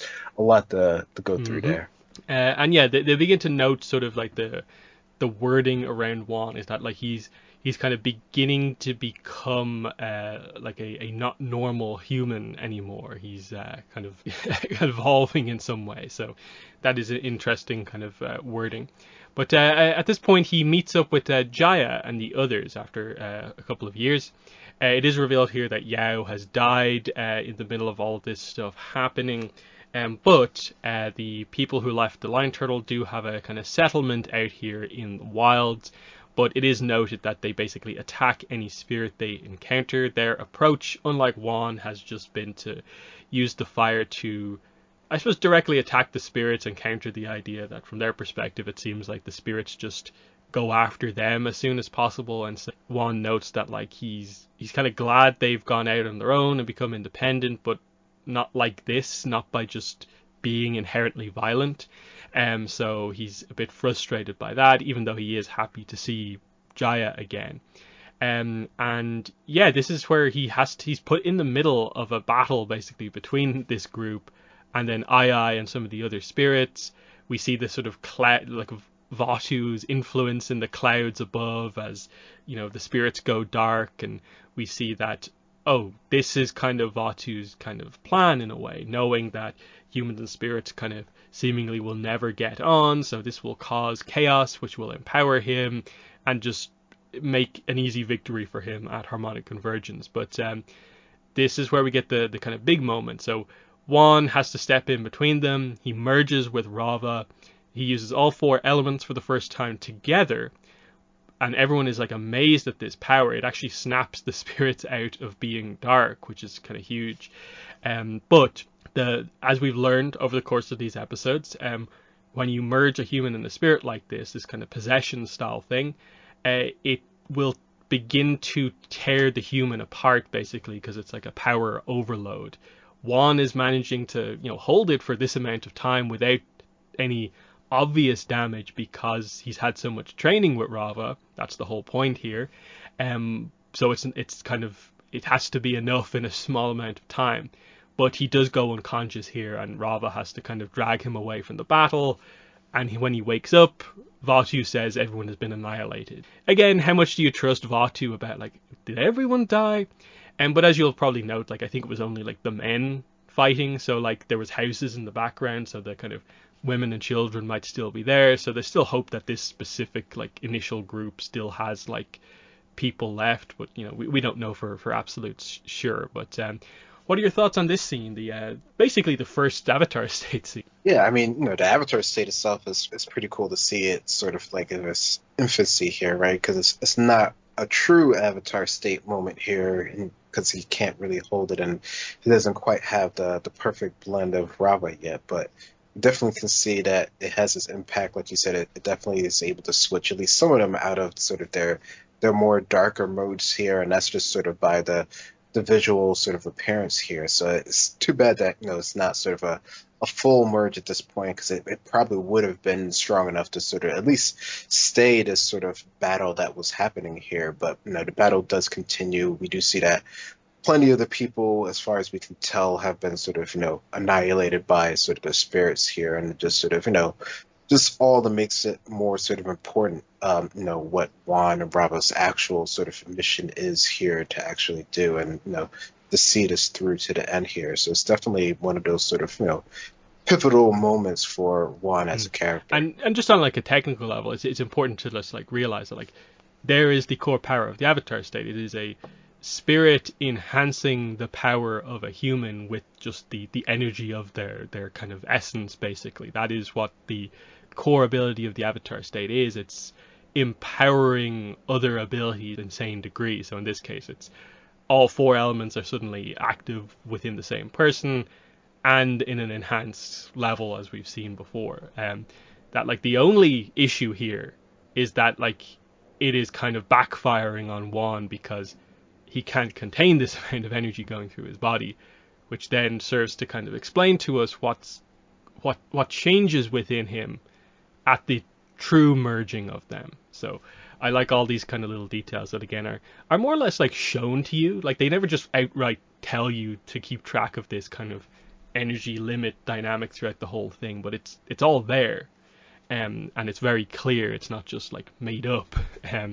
as well. But yeah, Vaatu again says, he will wait for them at harmonic convergence, but at this point, it feels like it's a bit hopeless because Rava at this stage is tiny enough to fit into Juan's hands, his arms, and so he stores her in his teapot at this point because she's kind of weakened. So they head for the portal, and this is where we get this kind of really notable moment. At this point, the two are actually quite close. Rava is kind of perked up by the fact that Juan is maintaining a certain level of hope and optimism. She notes that she didn't know humans were capable of such nobility and selflessness. So it's this idea that going into this final battle, it's the human part of the Avatar giving the Avatar spirit hope, even though Rava is the spirit of peace and light. He's the one actually hopeful going into this final battle. She's not, which is kind of important, showing you this is character development for Rava, character development for an all-powerful spirit, changed by a human. That's an important dynamic. But yeah, what are your thoughts on this scene just before we get into the big battle? Yeah, I like that we see this sort of character growth from Rava here. Humans are always considered, ever changing, even though their lives are sort of as short as they are. They have that sort of capacity, which, once, a spirit seems to actually sort of interact and sort of, have that sort of understanding, it seems that they're able to sort of grow and change, on their own as well, despite, most of the spirits obviously living for way longer than any sort of, normal sort of human, sort of life would actually be here. So, I mean, we see that sort of with Ai, and, we sort of see it here with sort of Rava as well. And, she's a all-powerful great spirit, right? So, it shows that, even these beings have the ability to change. It just has to be something that has to be sort of shown to them, right? So I like that that's sort of a dynamic here that is sort of clearly sort of represented, even if it's not sort of said, it's not directly sort of laid out in any sort of way. So yeah, they enter the southern spear portal here and enter the Tree of Time area, and the fight pretty much begins. Harmonic convergence has not happened yet, but is just about to happen. So this is Juan fighting on his own with just his firebending. He does as much as he can, but Vaatu is far too powerful and is just able to kind of knock and throw Juan around.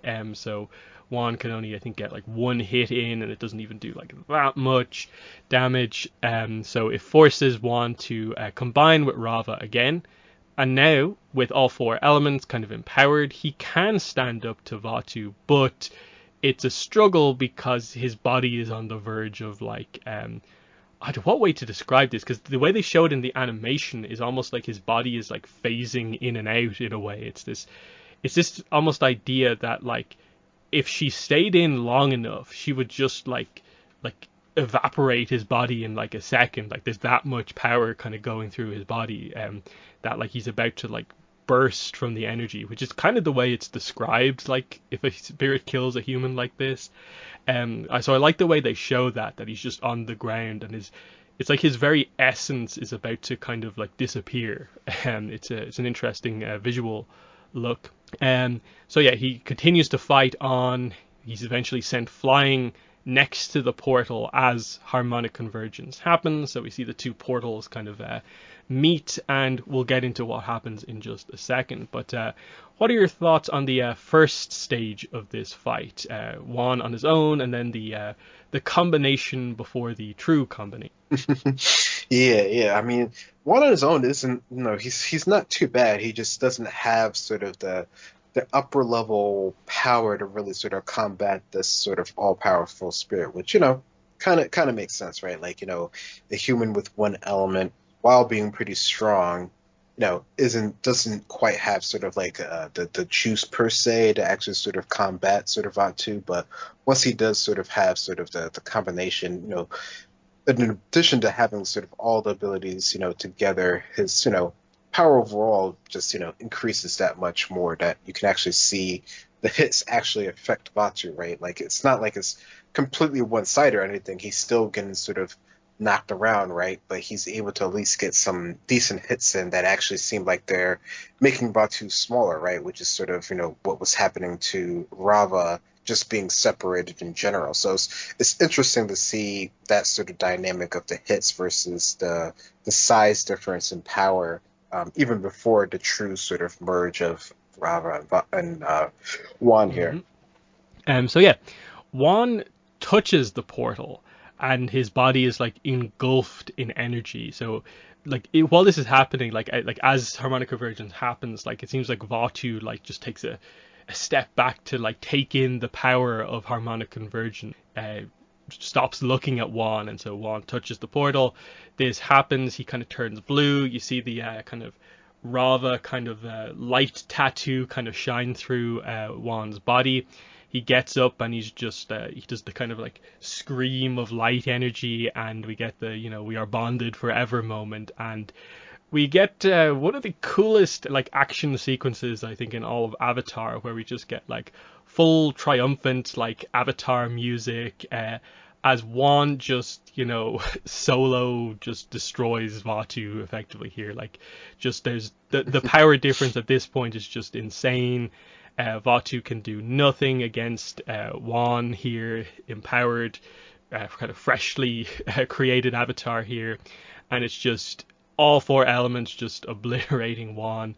He kind of seals him in basically the elemental prison, puts him into the tree of time, and says that like you will stay here. I will close the portal so that like no one can come in here and be like manipulated by you basically to let you out. And that is the victory at harmonic convergence here. So huge moment here.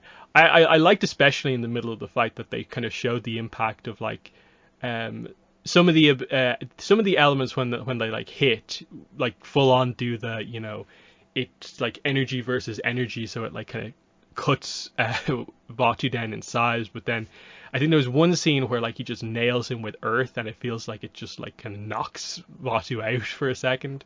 I thought that was a cool scene to just kind of showcase that like, oh yeah, yeah, like there's still kind of that impact of earth as well, and that sure I'm sure if you like do a kind of smaller piece it can kind of pierce through, but it also has this kind of blunt effect as well. So amazing scene here. But what are your thoughts? The formation of the Avatar. Yeah, no, I thought that was really good. I mean, it seems like it's like one of those desperate moments, right? Like maybe he knew that would happen, maybe he didn't know that would happen, or they knew that that would happen. But it's sort of one of those in the moment type of things, and I think that that was shown pretty well here, and the whole sort of visual of it, and sort of one turning blue and seeing the spirit on it, which is something that we eventually see sort of later on. I think it's really good. I think it's really good how they showed that. And then, yeah, like you're saying, the whole breakdown of the actual battle versus cutting versus blunt force sort of attacks here, and how it's all just an effort to sort of weaken him just enough that they can sort of capture and tame him and sort of hold him in prison. Hmm. And yeah, just on the whole, like what exactly does him touching the portal actually do? Because they never like explain it. It's a complicated thing if they were ever to actually try to explain it. But I think from context you get the idea that like this is this hugely like energetic event happening. Like the two portals have interlinked. Energy is like affecting the entire planet. This is meant to be like physical world, spirit world kind of like merging together like almost completely. He engulfs his entire body with this kind of basically like cosmic energy of the most powerful event of the universe. Because it like fully engulfs his body, the idea seems to be that like it just inherently on a like fundamental level changes his body so that it can just like hold as much energy as possible. Because that appears to be the net result of this, which is just that the avatar is now just at normal able to hold all four elements and an all-powerful spirit in them at all times. And that's kind of fundamentally what makes the avatar different than like any other like spirit combination thing, which is that no one else is able to just contain the full power of a spirit within them without it kind of like damaging them fundamentally. In all other kind of spirit combination situations, you have either um, you like the Yoon situation where he has to effectively like all but like defeat, like almost completely destroy Glowworm to the point where he's like tiny, and then he like eats him. So he is like consumed like a much smaller, weaker version of the spirit, and it enhances him to a pretty powerful degree. In other situations, like say Tokuga, like you see the idea that humans are enhanced even just from a spirit passing through and staying inside them for a little bit, where they either gain like weird abilities because of the actual morph itself, but then their energy is also affected as well. And that's the core power of the Avatar, is that they just can contain anything in their body. And we see that this is the case with like Korra completely, that even without Rava at the end of the book, she's still able to do crazy like energy things, like the full energy projection of a giant version of herself and stuff like that. That's the takeaway from this. But on a simplistic level, it's just like, oh, if you use the energy of harmonic convergence, it converges things together, it merges things together. Like there's a simplicity to that as well, which is effectively what we get. This is how the Avatar formed in the past, it's how the Dark Avatar formed, and it's how the Avatar reformed as well. Like that's the fundamental use of it, and it's also like a part of the Avatar recipe that is time gated every 10,000 years. So this is why you can't have like crazy spirit entities appear, human spirit entities appear like in every single era, because it's such a, it's a situation that relies on a huge amount of time passing ultimately. But yeah, we move on and we get the kind of finale montage at this point where Wan makes some decisions here, basically becoming the Avatar. These spirits are going to, as far as we're aware, like mostly all of them return to the spirit world. Wan will try to teach humans to respect spirits. He's going to be the bridge between the worlds at this point. The Line Turtles at this point decide that they will leave. Their era protecting humanity is over because they have the Avatar now. We really quickly then transition into the idea that humanity goes to war with itself now that the spirits aren't there and they can interact much more readily. And the visual that we get seems to show the kind of Water Tribe people fighting the Fire Nation people, fighting the Earth Kingdom people. Doesn't seem like the Air Nomads are involved. And this is this giant war that Wan is involved in for most of his life, but all of his life at this point. And then we cut to an elderly Wan dying on the battlefield, feeling that he has failed as the Avatar. He has lost hope. He hasn't managed to bring peace among humanity, and he feels really kind of bad about it because like he managed to kind of create this kind of separation between humans and spirits, create a chance, but now humans interacting with humans has caused this issue, and it's this really kind of a tragic end to Wan. But this time, in a reverse of just before harmonic convergence, Rava gives hope to Wan at the end, saying that she will be there for all of his lifetimes and they will never give up. And this is effectively confirmation to Wan on his death that like he will be like reincarnated, there will be another Avatar, this will continue, and that's really interesting by itself. You wonder to a certain extent, like at this point, like was this going to happen regardless of what Rava felt? Or like basically the idea is like, does Rava choose to continue the cycle, or is this just a part of however they like merge together? They just are connected like this in a cycle, or has Rava decided she'll stay connected across all of Wan's life? It's hard to fully tell, but the idea here is at this point she's devoted enough to Wan, they're close enough that she will continue this noble goal basically of the Avatar to go forward, which is really, really cool to see. But what are your thoughts on the kind of epilogue montage for Wan's era?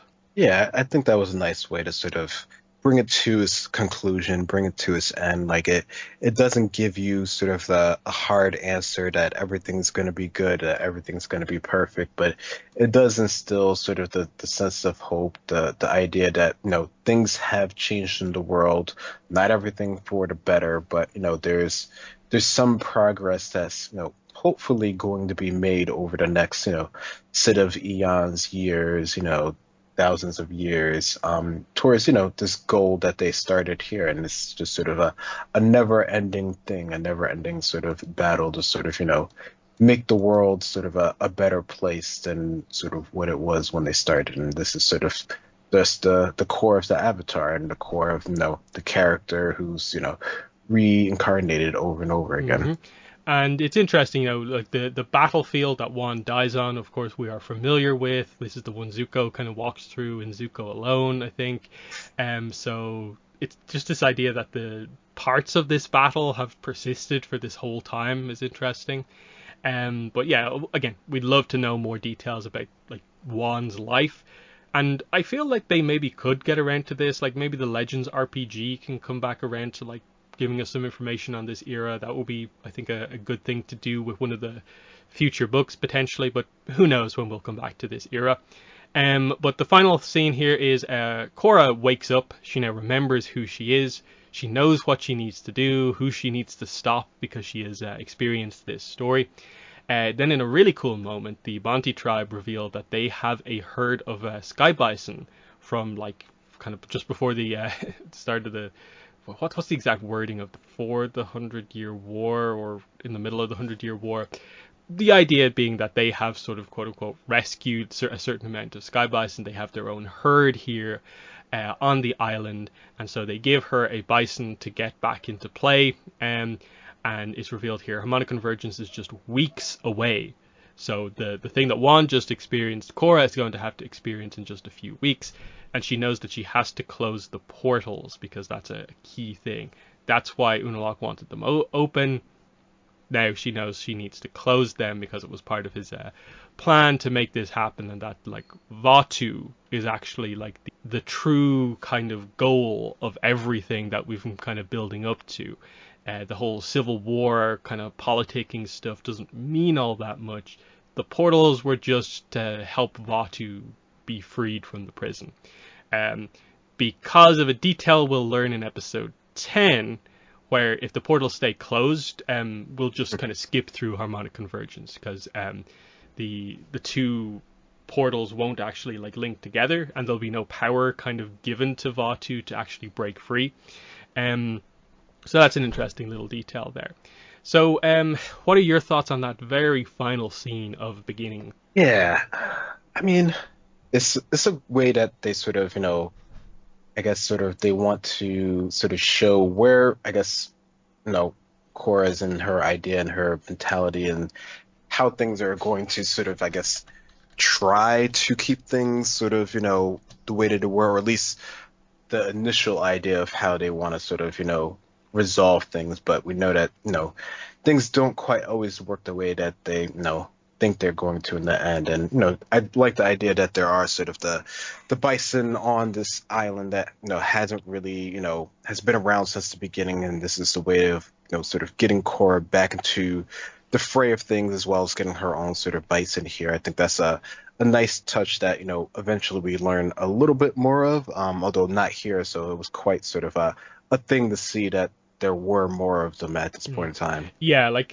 we still don't have the kind of connection between the eras with the Sky Bison thing in terms of like, does Aang find Bonte Island and he gets some bison, which is why the Air Temple Island has bison in like Korra's era, or is there a herd somewhere else? Because like it's one of those kind of weird kind of half canon things where like they said like, oh yeah, at some point Aang finds a herd of Sky Bison and that's what like brings the Sky Bison back, but is it the Bonte Island herd, or is it like a different group somewhere else? We don't actually know what the the distinction is between the two, because I don't know. Will we ever get around to that? I'm not sure, but do you have any thoughts on the exact details of the whole Sky Bison? Yeah.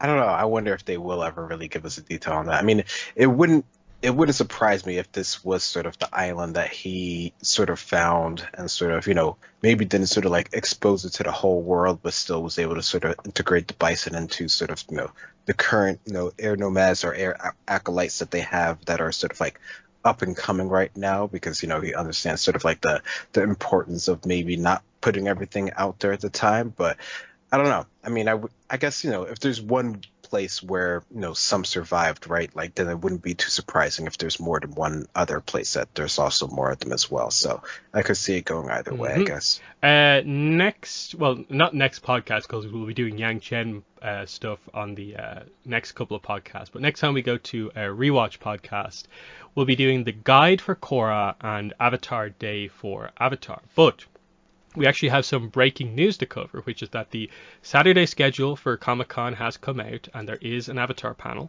So it is the expected, where is it here? Yeah, it is the expected Avatar Legacy publishing panel. So it's going to be Saturday, July 22nd, 12:30 to 1:30. Water, Earth, Fire, Air, continuing the Avatar Legacy. So it's the same name as it always is.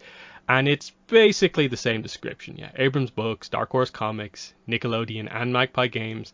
Thrilled to treat fans to a panel worthy of the Avatar. Creators and writers of Avatar The Last Airbender and Korra, including FCE, go on an exploration of the beloved world.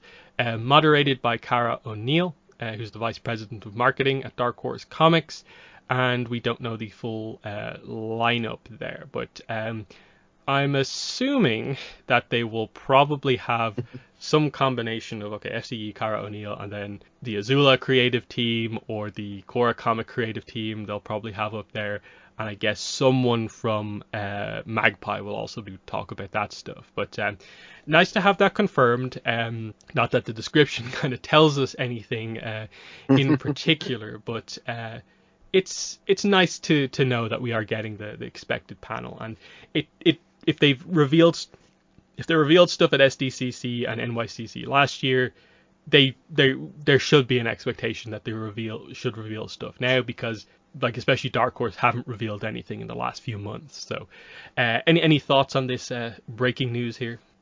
Yeah, that's cool to see that. But yeah, I mean, I guess it's nice to see that we're actually having that set up here, and I don't know. I just hope that there's something pretty cool that comes out of it.